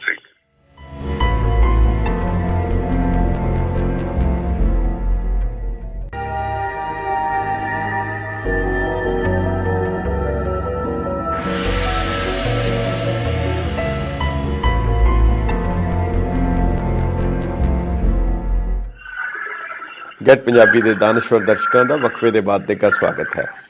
ਪੰਜਾਬ ਪੁਲਿਸ ਦੇ ਰਹਿ ਚੁੱਕੇ DIG ਸਰਦਾਰ ਇਕਬਾਲ ਸਿੰਘ ਜੀ ਲਾਲਪੁਰਾ, ਜਿਨ੍ਹਾਂ ਨੇ 1977 ਤੋਂ 1997 ਤੱਕ ਅੰਮ੍ਰਿਤਸਰ ਦੇ ਵਿੱਚ ਔਰ ਨਾਲ ਹੀ SP CID ਵੀ ਰਹੇ ਔਰ ਸਾਰੇ ਪੂਰੇ ਮੋਰਚੇ ਨਾਲ, ਪੂਰੇ ਹਾਲਾਤ ਨਾਲ ਪੂਰੀ ਤਰ੍ਹਾਂ ਜੁੜੇ ਰਹੇ, ਉਹ ਅੱਜ ਸਾਡੇ ਨਾਲ ਲਾਈਨ ਦੇ ਉੱਤੇ ਹਨ। ਔਰ ਜਿਹੜੀਆਂ ਘਟਨਾਵਾਂ, ਦੁਰਘਟਨਾਵਾਂ ਉਹ ਵਾਪਰੀਆਂ, ਉਹਨਾਂ ਦੇ ਉਹ ਖੁਦ ਚਸ਼ਮਦੀਦ ਗਵਾਹ ਨਹੀਂ ਬਲਕਿ ਉਹਦਾ ਹਿੱਸਾ ਰਹੇ ਹਨ ਔਰ ਉਹ ਸਾਡੇ ਨਾਲ ਸਾਨੂੰ ਜਾਣਕਾਰੀ ਦੇ ਰਹੇ ਹਨ। ਆਈ ਸਾਹਿਬ, ਤੁਹਾਡਾ ਵਕਫੇ ਦੇ ਬਾਅਦ ਮੁੜ ਨਿੱਘਾ ਸਵਾਗਤ ਹੈ। ਤੁਸੀਂ ਚੰਦੋ ਕਲਾਂ ਬਾਰੇ ਦੱਸ ਰਹੇ ਸੀ ਕਿ ਚੌਕੇ ਸੰਤ ਉਸ ਤੋਂ ਪਹਿਲਾਂ ਬੰਬੇ ਵੀ ਗਏ, ਦਿੱਲੀ ਵੀ ਗਏ, ਬੜੀ ਜਗ੍ਹਾ ਗਏ, ਕਿਧਰੇ ਵੀ ਪੁਲਿਸ ਨੇ ਉਹਨਾਂ ਦੇ ਉੱਤੇ ਕੋਈ ਕਾਰਵਾਈ ਕਿਧਰੇ ਨਹੀਂ ਕੀਤੀ, ਅਗਰ ਚਾਹੁੰਦੀ ਤੇ ਕਰ ਸਕਦੀ ਸੀ। ਪਰ ਇੱਥੇ ਆ ਕੇ ਚੰਦੋ ਕਲਾਂ ਦੇ ਵਿੱਚ ਹਰਿਆਣੇ 'ਚ ਸ਼ਾਇਦ ਉਸ ਵੇਲੇ ਭਜਨ ਲਾਲ ਸਨ, ਤੇ ਉੱਥੇ ਕੀ ਮਸਲਾ ਉੱਠਿਆ, ਕਿਉਂ ਪ੍ਰੋਬਲਮ ਆਈ ਉੱਥੇ? ਜਿਹੜੀ ਇਹਨਾਂ ਦੀ ਵਾਰੰਟ ਹਰਿਆਣਾ ਪੁਲਿਸ ਨੇ ਲੈ ਕੇ ਜੀ ਇਹਨਾਂ ਨੂੰ ਉੱਥੇ ਅਰੈਸਟ ਕਰਨ ਦੀ ਕੋਸ਼ਿਸ਼ ਕੀਤੀ ਸੀ ਜੀ, ਲੇਕਿਨ ਸੰਤ ਜਰਨੈਲ ਸਿੰਘ ਉੱਥੋਂ ਆ ਗਏ ਸੀਗੇ ਜੀ ਜੀ ਜੀ। ਉਸ ਤੋਂ ਬਾਅਦ ਇਹਨਾਂ ਨੂੰ ਬੰਬੇ ਤੋਂ ਵੀ ਗ੍ਰਿਫਤਾਰ ਕਰਨ ਲਈ ਇੱਕ ਵਾਰੀ ਟੀਮ ਭੇਜੀ ਸੀ ਜੀ, ਲੇਕਿਨ ਸੰਤ ਜਰਨੈਲ ਸਿੰਘ ਉੱਥੋਂ ਵੀ ਵਾਪਸ ਨਿਕਲ ਆਏ ਸੀ ਜੀ ਜੀ। ਹਾਂਜੀ, ਇਹ ਹੈਗਾ ਸੀ ਜੀ ਜਿਹੜਾ ਉਸ ਕਾਰਨ। ਨਹੀਂ, ਪਰ ਜਿਵੇਂ ਬੰਬੇ ਵੀ ਹੈ, ਉਹ ਤਾਂ ਗੁਰਦੁਆਰੇ ਵਿੱਚ ਕਥਾ ਕਰਦੇ ਸੀਗੇ, ਉਹ ਤਾਂ ਸੰਗਤ ਦੇ ਵਿੱਚ ਹੁੰਦੇ ਸੀ। ਗੱਲ ਹੈ ਜੀ, ਸਾਡਾ, ਮੈਂ ਤੁਹਾਨੂੰ ਅਰਜ਼ ਕਰਦਾ, ਪ੍ਰੋਫੈਸ਼ਨਲਿਜ਼ਮ ਸਾਡੇ ਐਡਮਿਨਿਸਟ੍ਰੇਸ਼ਨ ਦੇ ਵਿੱਚ ਇਹ ਨਜ਼ਰ ਨਹੀਂ ਆਉਂਦਾ ਹਾਲੇ ਤੱਕ ਵੀ, ਭਾਵੇਂ ਵੀ ਇਹ ਇਨਸਾਫ ਕਰ ਰਹੇ ਆ ਜੀ। ਦੇਖੋ ਨਾ ਜੀ, ਗੱਲ ਇਹ ਹੈ ਕਿ ਇੱਕ ਪੁਰਾਣੀ ਕਹਾਵਤ ਹੈ ਕਿ ਇਨਸਾਫ ਹੋਣਾ ਹੀ ਨਹੀਂ ਚਾਹੀਦਾ, ਇਨਸਾਫ ਨਜ਼ਰ ਵੀ ਹੋਣਾ ਚਾਹੀਦਾ। ਬਿਲਕੁਲ ਬਿਲਕੁਲ ਜੀ ਜੀ। ਸਾਡੇ ਸਿਸਟਮ ਦੇ ਵਿੱਚ ਨਾ ਇਹ ਚੀਜ਼ ਹਾਲੇ ਤੱਕ ਆਈ ਨਹੀਂ ਜੀ ਜੀ। ਤੇ ਫਿਰ ਚੰਦੋ ਕਲਾਂ ਦੇ ਵਿੱਚ ਕੀ ਹੋਇਆ ਫਿਰ ਉਸ ਤੋਂ ਬਾਅਦ? ਨਹੀਂ, ਚੰਦੋਕੜਾ ਤੋਂ ਫਿਰ ਸੰਤਾਂ ਦਾ ਜਿਹੜੇ ਸਮਾਨ ਉੱਥੇ ਰਹਿ ਗਿਆ ਸੀ ਨਾ ਜੀ, ਕੁਛ ਉਹ ਵੀ ਮੈਂ ਲੈ ਕੇ ਆਇਆ ਸੀਗਾ। ਮੇਰੇ ਨਾਲ ਗਏ ਸੀ ਭਾਈ ਮੋਹਕਮ ਸਿੰਘ ਹੋਰੀ ਤੇ ਪ੍ਰੇਮ ਸਿੰਘ ਹੋਰੀ। ਅੱਛਾ ਜੀ। ਅਸੀਂ ਤਕਰੀਬਨ ਉਦੋਂ ਦਾ ਜਿਹੜਾ ਉੱਥੇ ਸਮਾਨ ਰਹਿ ਗਿਆ ਸੀ ਉਹਨੂੰ ਲੈ ਆਏ ਸੀ ਜੀ। ਤੇ ਕੁਛ ਇੱਕ ਸ੍ਰੀ ਸਾਹਿਬ 5 ਸ੍ਰੀ ਸਾਹਿਬਾਨ ਉੱਥੇ ਥਾਣੇ ਵਾਲੇ ਲੈ ਗਏ ਸੀ ਜੀ। ਉਹ ਵੀ ਸਾਹਿਬ ਰਾਮ ਉੱਥੇ SHO ਹੁੰਦਾ ਸੀਗਾ ਨਹਿਰਾ ਜੀ ਤੇ ਥਾਣੇ ਰਤੀਏ ਦਾ। ਮੈਂ ਉਹਦੇ ਕੋਲੋਂ ਜਾ ਕੇ ਉਹ ਵੀ ਉਹਨਾਂ ਨੂੰ ਲੈ ਕੇ ਦਿੱਤੀਆਂ ਸੀ ਵਾਪਸ। ਜੀ ਜੀ ਜੀ ਜੀ ਜੀ। ਕਿਉਂਕਿ ਉਹ ਮੇਰਾ ਟ੍ਰੇਨਿੰਗ ਦੇ ਵਿੱਚ ਮੇਰਾ ਨਾਲ ਸੀਗਾ ਜੀ ਜੀ। ਅਸੀਂ ਇੱਕ ਦੂਜੇ ਦੇ ਜਾਣੂ ਸੀ ਤੇ ਮੈਂ ਉਹਨੂੰ ਪਰਸਨਲ ਲੈਵਲ ਤੇ ਉਹ ਸ੍ਰੀ ਸਾਹਿਬਾਨ ਵੀ ਜਿਹੜੀਆਂ ਲੈ ਕੇ ਦਿੱਤੀਆਂ ਸੀ। ਜੀ ਜੀ। ਤੇ ਜੀ ਆਈ ਜੀ ਸਾਹਿਬ, ਇਹਨਾਂ ਦੇ ਉੱਤੇ ਸੰਤਾਂ ਦੇ ਉੱਤੇ ਹੋਰ ਵੀ ਕੋਈ ਮੁਕੱਦਮਾ ਸੀ ਇਸ ਤੋਂ ਇਲਾਵਾ? ਕੋਈ ਕੇਸ ਕਿਸੇ ਕਿਸਮ ਦਾ ਕੋਈ ਇਹਨਾਂ ਦੇ ਉੱਤੇ ਦੋਸ਼ ਚਾਰਜ? ਇੱਕ ਨਾ ਸਰਕਾਰ ਨੇ ਇਹ ਆਰਡੀਨੈਂਸ ਜਾਰੀ ਕੀਤਾ ਸੀ ਜੂਨ 1981 ਦੇ ਵਿੱਚ ਕਿ ਸਾਰੇ ਬੰਦੇ ਆਪਣੇ ਹਥਿਆਰ ਜਮ੍ਹਾਂ ਕਰਾਓ। ਹਾਂਜੀ। ਉਹਦੇ ਪਿੱਛੇ ਸੀ ਜਦੋਂ ਐਂਟੀ ਟਬੈਕੋ ਇਹਨਾਂ ਨੇ ਕੱਢਿਆ ਸੀ ਨਾ ਅੰਮ੍ਰਿਤਸਰ ਨੂੰ ਪਵਿੱਤਰ ਕਰਾਉਣ ਲਈ ਜੀ ਮਾਰਚ ਜੀ, ਤੇ ਉਸ ਤੋਂ ਪਹਿਲਾਂ ਇੱਕ ਸ਼ਹਿਰੀਆਂ ਨੇ ਇੱਥੇ ਹਿੰਦੂਆਂ ਨੇ ਮਾਰਚ ਕੱਢ ਦਿੱਤਾ ਸੀਗਾ ਸ਼ਰਾਰਤੀ ਲੋਕਾਂ ਨੇ ਜੀ। ਉਹਦੇ ਚ ਉਹਨਾਂ ਨੇ ਵੀ ਕਾਫੀ ਰੌਲਾ ਪਿਆ ਸੀ। ਫਿਰ ਅਗਲੇ ਦਿਨ ਕਾਫੀ ਤਣਾਅ ਹੋਇਆ।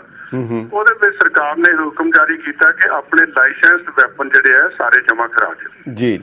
ਸੋ ਸੰਤ ਜਰਨੈਲ ਸਿੰਘ ਹੋਰਾਂ ਦੇ ਸਮੇਤ 15 ਟਕਸਾਲ ਦੇ ਜਿਹੜੇ ਆ ਲਾਇਸੈਂਸ ਹੋਲਡਰ ਸੀ। ਉਹਨਾਂ ਚ ਭਾਈ ਅਮਰੀਕ ਸਿੰਘ ਹੋਰੀ ਵੀ ਸੀ, ਹੋਰ ਲੋਕ ਵੀ ਸੀਗੇ ਜਿਨ੍ਹਾਂ ਤੇ ਪਰਚਾ ਦਰਜ ਹੋਇਆ ਸੀ ਕਿ ਇਹਨਾਂ ਨੇ ਹੁਕਮ ਹੋਣ ਤੋਂ ਬਾਅਦ ਵੀ ਅਸਲਾ ਜਮ੍ਹਾਂ ਨਹੀਂ ਕਰਾਇਆ ਜੀ ਜੀ।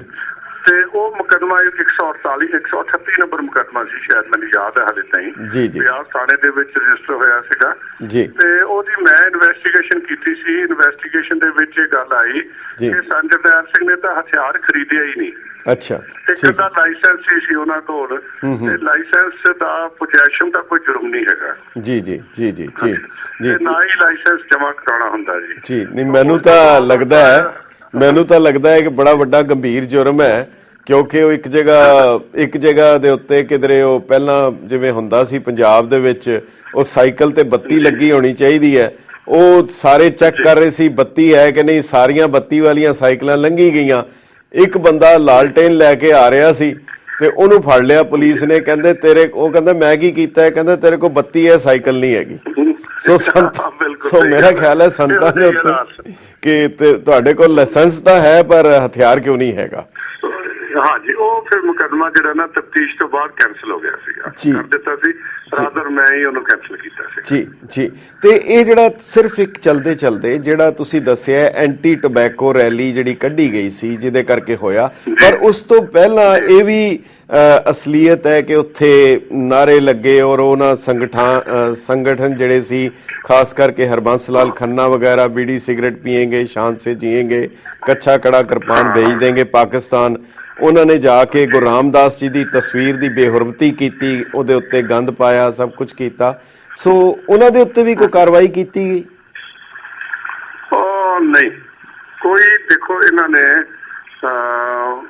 ਸਰਕਾਰ ਦੇ ਦੋਵੇਂ ਪਾਸਿਆਂ ਨੂੰ ਜਿਹੜਾ ਨਾ ਕੋਈ ਸੀਰੀਅਸਲੀ ਇਸ ਕੰਮ ਨੂੰ ਲਿਆ ਨਹੀਂ ਹੈਗਾ। ਇਹ ਜਿੰਨਾ ਵੀ ਵਕਤ ਹੋਇਆ ਨਾ ਜੀ, ਇਹ ਉਦੋਂ ਕਾਂਗਰਸ ਦੀ ਗਵਰਨਮੈਂਟ ਸੀ, ਸਰਦਾਰ ਦਰਬਾਰਾ ਸੀ ਚੀਫ ਮਿਨਿਸਟਰ ਸੀ ਜੀ ਜੀ ਜੀ ਜੀ ਜੀ। ਤੇ ਉਹਨਾਂ ਨੇ ਕੋਈ ਵੀ ਜਿਹੜੀ ਹੈ ਨਾ, ਜੇ ਇਹਨੂੰ ਆਖੀਏ ਕਿਸੇ ਗੱਲ ਤੇ ਵੀ ਕੋਈ ਇਨਸਾਫ ਕੋਈ ਸੱਚ ਦੀ ਗੱਲ ਕਰਨ ਦੀ ਕੋਸ਼ਿਸ਼ ਹੀ ਨਹੀਂ ਕੀਤੀ। ਇਹਨਾਂ ਨੂੰ ਬੜਾ ਕੈਜੂਅਲੀ ਲਿਆ ਸਾਰੀਆਂ ਘਟਨਾਵਾਂ ਨੂੰ, ਸੀਰੀਅਸਲੀ ਲੈਣਾ ਚਾਹੀਦਾ ਸੀਗਾ। ਔਰ ਇਹ ਬੜੀ ਇੰਟੈਲੀਜੈਂਸ ਫੇਲੀਅਰ ਹੈਗੀ ਹੈ ਜੀ, ਮੈਂ ਤਾਂ ਇਹ ਸਮਝਦਾ ਕਿ ਔਰ ਇਲੈਕਸ਼ਨ ਹੈ ਗਵਰਨਮੈਂਟ ਦਾ।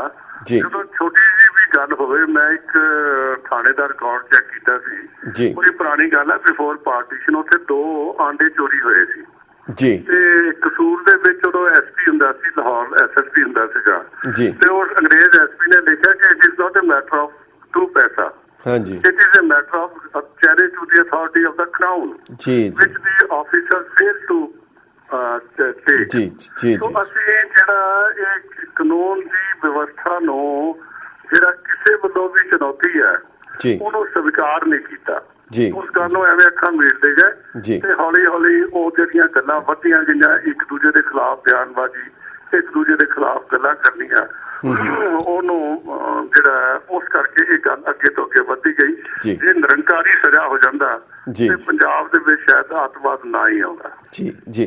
ਤੇ ਅਜੀ Sahib ji, matter of record 1978 ਤੋਂ ਲੈ ਕੇ 1980 ਤੱਕ, ਜਦੋਂ ਤੱਕ ਗੁਰਬਚਨ ਸਿੰਘ ਨੂੰ ਬਰੀ ਨਹੀਂ ਕੀਤਾ ਜਾਂ ਉਹਦੇ ਖਿਲਾਫ ਅਪੀਲ ਦਾ ਨਾ ਕਰਨ ਦਾ ਫੈਸਲਾ ਸਰਕਾਰ ਨੇ ਕੀਤਾ, ਪੂਰੇ ਪੰਜਾਬ ਤੇ ਭਾਰਤ ਦੇ ਵਿੱਚ ਇੱਕ ਵੀ ਨਿਰੰਕਾਰੀ ਤੇ ਹਮਲਾ ਨਹੀਂ ਹੋਇਆ। ਹਾਂਜੀ। ਤੇ ਉਸ ਤੋਂ ਬਾਅਦ ਫਿਰ ਹਮਲੇ ਹੋਏ ਕਈ ਜਗ੍ਹਾ ਲੱਗੀਆਂ। ਜਿਹੜੀ ਹੈ ਨਾ, ਇਹਨੂੰ ਮਾੜਾ ਹੀ ਕਿਹਾ ਜਾ ਸਕਦਾ, ਮਾੜਾ ਦੌਰ ਸੀਗਾ। ਔਰ ਬਹੁਤ ਹੀ ਵੱਡੀ ਗੱਲ ਹੈ ਕਿ ਸਰਕਾਰ ਜਿਹੜੀ ਆ ਉਹਨੇ ਆਪਣੀ ਪ੍ਰੋਪਰ ਭੂਮਿਕਾ ਨਹੀਂ ਨਿਭਾਈ। ਤੇ ਕੀ ਉਹੀ ਗਲਤੀ ਹੁਣ ਵੀ ਦਿੱਲੀ ਵਿੱਚ ਨਹੀਂ ਦੁਹਰਾਈ ਜਾ ਰਹੀ ਕਿ ਜਿਹੜੇ ਦੋਸ਼ੀ ਹੈ ਉਹਨਾਂ ਦੇ ਉੱਤੇ ਨਾ ਮੁਕੱਦਮੇ ਦਰਜ ਕੀਤੇ ਜਾ ਰਹੇ ਤੇ ਨਾ ਹੀ ਸਜ਼ਾਵਾਂ ਦਿੱਤੀਆਂ ਜਾ ਰਹੀਆਂ? ਮੈਂ ਦੇਖੋ 1997 ਦੇ ਵਿੱਚ ਨਾ ਇੱਕ ਮੈਂ ਲਿਖਿਆ ਸੀਗਾ, ਹੁਣੇ ਆਰਟੀਕਲ ਥੋੜੇ ਦਿਨ ਪਹਿਲਾਂ ਹੋਇਆ, ਇਹੀ ਸੀ ਕਿ ਇਨਸਾਫ ਨਜ਼ਰ ਆਉਣਾ ਚਾਹੀਦਾ ਹੈ। ਇਹਨਾਂ ਨੂੰ ਸੱਜਣ ਕੁਮਾਰ ਨੂੰ ਜਦੋਂ ਉਹਨਾਂ ਨੇ ਇਕਵਿਟ ਕੀਤਾ, ਮੈਂ ਉਹਦੀ ਗੱਲ ਕਰ ਰਿਹਾ ਸੀਗਾ। ਉਸ ਤੋਂ ਬਾਅਦ ਪੰਜਾਬੀ ਟ੍ਰਿਬਿਊਨ ਵੀ ਸਾਰੇ ਪਾਸੇ ਛਪਿਆ ਵੀ ਹੈ, ਸ਼ਾਇਦ ਤੁਹਾਡੇ ਧਿਆਨ ਜਾਵੇ। 97% ਕੇਸਿਸ ਬਰੀ ਹੋ ਗਏ। ਜੀ ਜੀ। ਹੁਣ ਗੱਲ ਇਹ ਹੈ, ਇਹਦੇ ਚ ਨਾ ਕਈ ਪਹਿਲੂ ਹੈ। ਇੱਕ ਤਾਂ ਹੈਗਾ ਭਾਵਨਾਤਮਕ ਪਹਿਲੂ, ਜੀ ਅਸੀਂ ਚੱਲ ਪੈਂਦੇ ਹਾਂ। ਦੂਜੀ ਗੱਲ ਹੈ ਕਿ ਤੁਸੀਂ ਇਹ ਵੀ ਦੇਖੋ ਵਟ ਇਜ਼ ਦੀ ਰਿਐਲਿਟੀ। ਜੀ ਅਸੀਂ ਦੇਖੋ ਇੱਕ union for democratic rights justice Thikri ਉਹਦੇ ਪ੍ਰਧਾਨ ਸੀਗੇ ਉਦੋਂ। ਜੀ ਆਈਜੀ ਸਾਹਿਬ, ਮੈਂ ਸਮਾਂ ਸਾਨੂੰ ਬਹੁਤ ਥੋੜਾ ਹੈ, ਮੈਂ ਇਹਦੇ ਵਿੱਚ ਸੰਤ ਜਰਨੈਲ ਸਿੰਘ ਜੀ ਦੇ ਉਸ ਕੇਸ ਤੇ ਵਾਪਸ ਆਵਾਂ। ਇਹਨਾਂ 2 ਮੁਕੱਦਮਿਆਂ ਤੋਂ ਇਲਾਵਾ ਉਹਨਾਂ ਦੇ ਉੱਤੇ ਕੋਈ ਹੋਰ ਮੁਕੱਦਮਾ ਸੀ ਜਾਂ ਕੋਈ ਕੇਸ ਦੋਸ਼ ਸੀ? ਨਹੀਂ, ਮੇਰੇ ਧਿਆਨ ਚ ਨਹੀਂ ਕੋਈ ਹੋਰ ਕੇਸ। ਤੇ ਇਹਦਾ ਮਤਲਬ ਹੈ ਆਪਰੇਸ਼ਨ ਬਲੂ ਸਟਾਰ ਜਾਂ ਕੱਲੂਕਾਰਾ ਦਿਵਸ ਜਾਂ ਸਾਕਾ ਨੀਲਾ ਤਾਰਾ ਤੱਕ ਕਿਧਰੇ ਵੀ ਕਿਸੇ ਕਿਸਮ ਦਾ ਉਹ ਦੋਸ਼ੀ ਨਹੀਂ ਸਨ ਜਾਂ ਉਹਨਾਂ ਦੇ ਉੱਤੇ ਕੋਈ ਦੋਸ਼ ਜਾਂ ਚਾਰਜ ਨਹੀਂ ਸੀ? ਉਹਨਾਂ ਦੇ ਵਿਅਕਤੀਗਤ ਜੀ ਜੀ ਜੀ ਕੋਈ ਨਹੀਂ ਸੀਗਾ? ਵਿਅਕਤੀਗਤ ਦੋਸ਼ ਨਹੀਂ, ਕੋਈ ਨਹੀਂ ਜੀ। ਫਿਰ ਅਗਰ ਕਿਸੇ ਬੰਦੇ ਦੇ ਉੱਤੇ ਕਿਸੇ, ਮੈਂ ਕਾਨੂੰਨੀ ਪੱਖ ਤੋਂ, ਤੁਸੀਂ ਪੁਲਿਸ ਦੇ ਵਿੱਚੋਂ, ਇਹ ਬਹੁਤ ਅਹਿਮ ਛੋਟਾ ਜਿਹਾ ਸਵਾਲ ਹੈ, ਅਗਰ ਕਿਸੇ ਬੰਦੇ ਦੇ ਉੱਤੇ ਕਿਸੇ ਵੀ ਕਿਸਮ ਦਾ ਕੋਈ ਚਾਰਜ ਨਾ ਹੋਏ ਮਗਰ ਉਸ ਨੂੰ ਇੱਕਦਮ ਸਾਰੇ ਦੇ ਸਾਰੇ ਦੋਸ਼ਾਂ ਵਾਲੇ ਵੱਡੇ ਵੱਡੇ ਤਮਗੇ ਦੇ ਕੇ ਉਹਨੂੰ ਇੱਕ ਆਤੰਕਵਾਦੀ, ਕਾਤਲ ਔਰ ਹਿੰਦੂਆਂ ਦਾ ਕਾਤਲ ਤੇ ਅਫਤਰੀ ਫੈਲਾਉਣ ਵਾਲਾ, ਇਹ ਸਾਰੇ ਦੋਸ਼ ਲਗਾ ਦੇਣੇ, ਕੀ ਇਹ ਸਰਕਾਰ ਦੀ ਜ਼ਿਆਦਤੀ ਨਹੀਂ ਮੰਨੀ ਜਾਏਗੀ? ਦੇਖੋ ਗੱਲ ਇਹ ਹੈ ਜੀ, ਇਹਦੇ ਚ ਜਿਹੜੇ ਕਤਲੋ ਗਾਰਤ ਤਾਂ ਹੋਈ ਜੀ, ਉਹਨਾਂ ਦੇ ਨਾਲ ਯਸ਼ਪਾਲ ਸਿੰਘ ਹੋਰੀ ਸੀ, ਉਹਨਾਂ ਦਾ ਵੀ ਮਰਡਰ ਹੋਇਆ, ਮਾਲਕ ਸਿੰਘ ਭਾਟੀਏ ਦਾ ਹੋਇਆ, ਹੋਰ ਹੋਇਆ। ਦਰਬਾਰ ਸਾਹਿਬ ਦੇ ਪਰਿਕਰਮਾ ਦੇ ਨੇੜੇ ਵੀ ਬੰਦੇ ਮਾਰੇ ਗਏ। ਜੀ ਜੀ। ਅਮਨ ਕਾਨੂੰਨ ਦੀ ਹਾਲਤ ਤਾਂ ਖਰਾਬ ਸੀ ਜੀ, ਲੇਕਿਨ ਇਹਨੂੰ ਇਹੋ ਹੀ ਤਰੀਕਾ ਸੀ ਠੀਕ ਕਰਨ ਦਾ, ਇਹਦੇ ਨਾਲ ਮੈਂ ਸਹਿਮਤ ਨਹੀਂ। ਜੀ ਜੀ ਜੀ ਜੀ।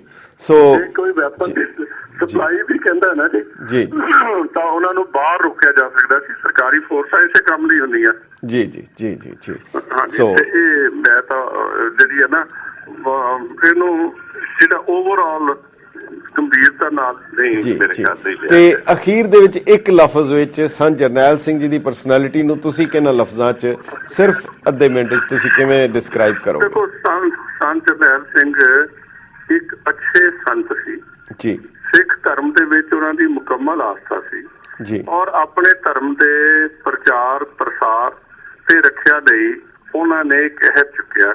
ਇਹ ਸਬਜੈਕਟਿਵ ਹੈ, ਕੋਈ ਇਹਨੂੰ ਚੰਗਾ ਸਮਝੇ ਤਰੀਕਾ, ਕੋਈ ਗਲਤ ਸਮਝੇ। ਔਰ ਉਹਨਾਂ ਨੇ ਹਰ ਢੰਗ ਨਾਲ ਕੋਸ਼ਿਸ਼ ਕੀਤੀ ਕਿ ਸਿੱਖ ਧਰਮ ਦਾ ਮੈਂ ਪ੍ਰਚਾਰ ਤੇ ਪ੍ਰਸਾਰ ਕਰ ਸਕਾਂ ਤੇ ਇਹਨਾਂ ਦੇ ਵਿਰੋਧੀਆਂ ਨੂੰ ਵੀ ਜਿਹੜਾ ਠੰਡਾ ਕਰ ਸਕਾਂ ਜੀ। ਬਹੁਤ ਬਹੁਤ ਜੀ ਜੀ ਜੀ ਜੀ। ਤੇ ਉਸ ਮੰਤਵ ਲਈ ਉਹਨਾਂ ਨੇ ਆਪਣਾ ਜਾਨ ਵੀ ਨਿਸ਼ਾਵਰ ਕਰ ਦਿੱਤੀ ਤੇ ਮੈਂ ਤਾਂ ਉਹਨਾਂ ਨੂੰ ਸਲੂਟ ਕਰਨਾ ਹੈ ਫਾਰ ਦੀ ਰੀਜ਼ਨ ਕਿ ਉਹ ਇੱਕੋ ਹੀ ਮਹਾਂਪੁਰਸ਼ ਹੋਏ ਆ ਜਿਨ੍ਹਾਂ ਨੇ ਗੁਰੂ ਘਰ ਚ ਅਰਦਾਸ ਕੀਤੀ ਅਕਾਲ ਤਖਤ ਸਾਹਿਬ ਤੇ, ਔਰ ਉਸ ਅਰਦਾਸ ਦੀ ਪੂਰਤੀ ਲਈ ਆਪਣਾ ਜਾਨ ਬੁੱਝ ਕੇ ਜਾਣਦੇ ਹੋਏ ਵੀ ਆਪਣੀ ਕੁਰਬਾਨੀ ਦਿੱਤੀ। ਉਹ ਤੋਂ ਭੱਜੇ ਨਹੀਂ, ਕੁਛ ਨਹੀਂ ਕੀਤਾ ਤੇ ਗੋਲੀਆਂ ਖਾ ਕੇ ਸ਼ਹੀਦ ਹੋ ਗਿਆ ਜੀ। ਤੇ ਜਿਹੜੇ ਬਾਕੀ ਮਰਜੀਵੜੇ ਸੀ ਜੀ, ਉਹ ਸਾਰੇ ਭਗੌੜੇ ਹੋ ਗਏ, ਉਹ ਅੱਜ ਤੱਕ ਵੀ ਭਗੌੜੇ ਹੈਗੇ ਆ। ਠੀਕ ਠੀਕ ਹੈ, ਬਹੁਤ ਬਹੁਤ ਤੁਹਾਡਾ ਧੰਨਵਾਦ ਹੈ ਆਜੀ ਸਾਹਿਬ ਇਸ ਪ੍ਰੋਗਰਾਮ ਵਿੱਚ ਸ਼ਾਮਲ ਹੋਣ ਲਈ ਔਰ ਇਹ ਸਾਡੀ ਜਾਣਕਾਰੀ ਦੇਣ ਲਈ। ਸਮਾਂ ਇੱਕ ਛੋਟੇ ਜਿਹੇ ਵਕਫੇ ਦਾ, ਉਹਦੇ ਬਾਅਦ ਮੁੜ ਹਾਜ਼ਰ ਹੁੰਦੇ ਹਾਂ। Thank you.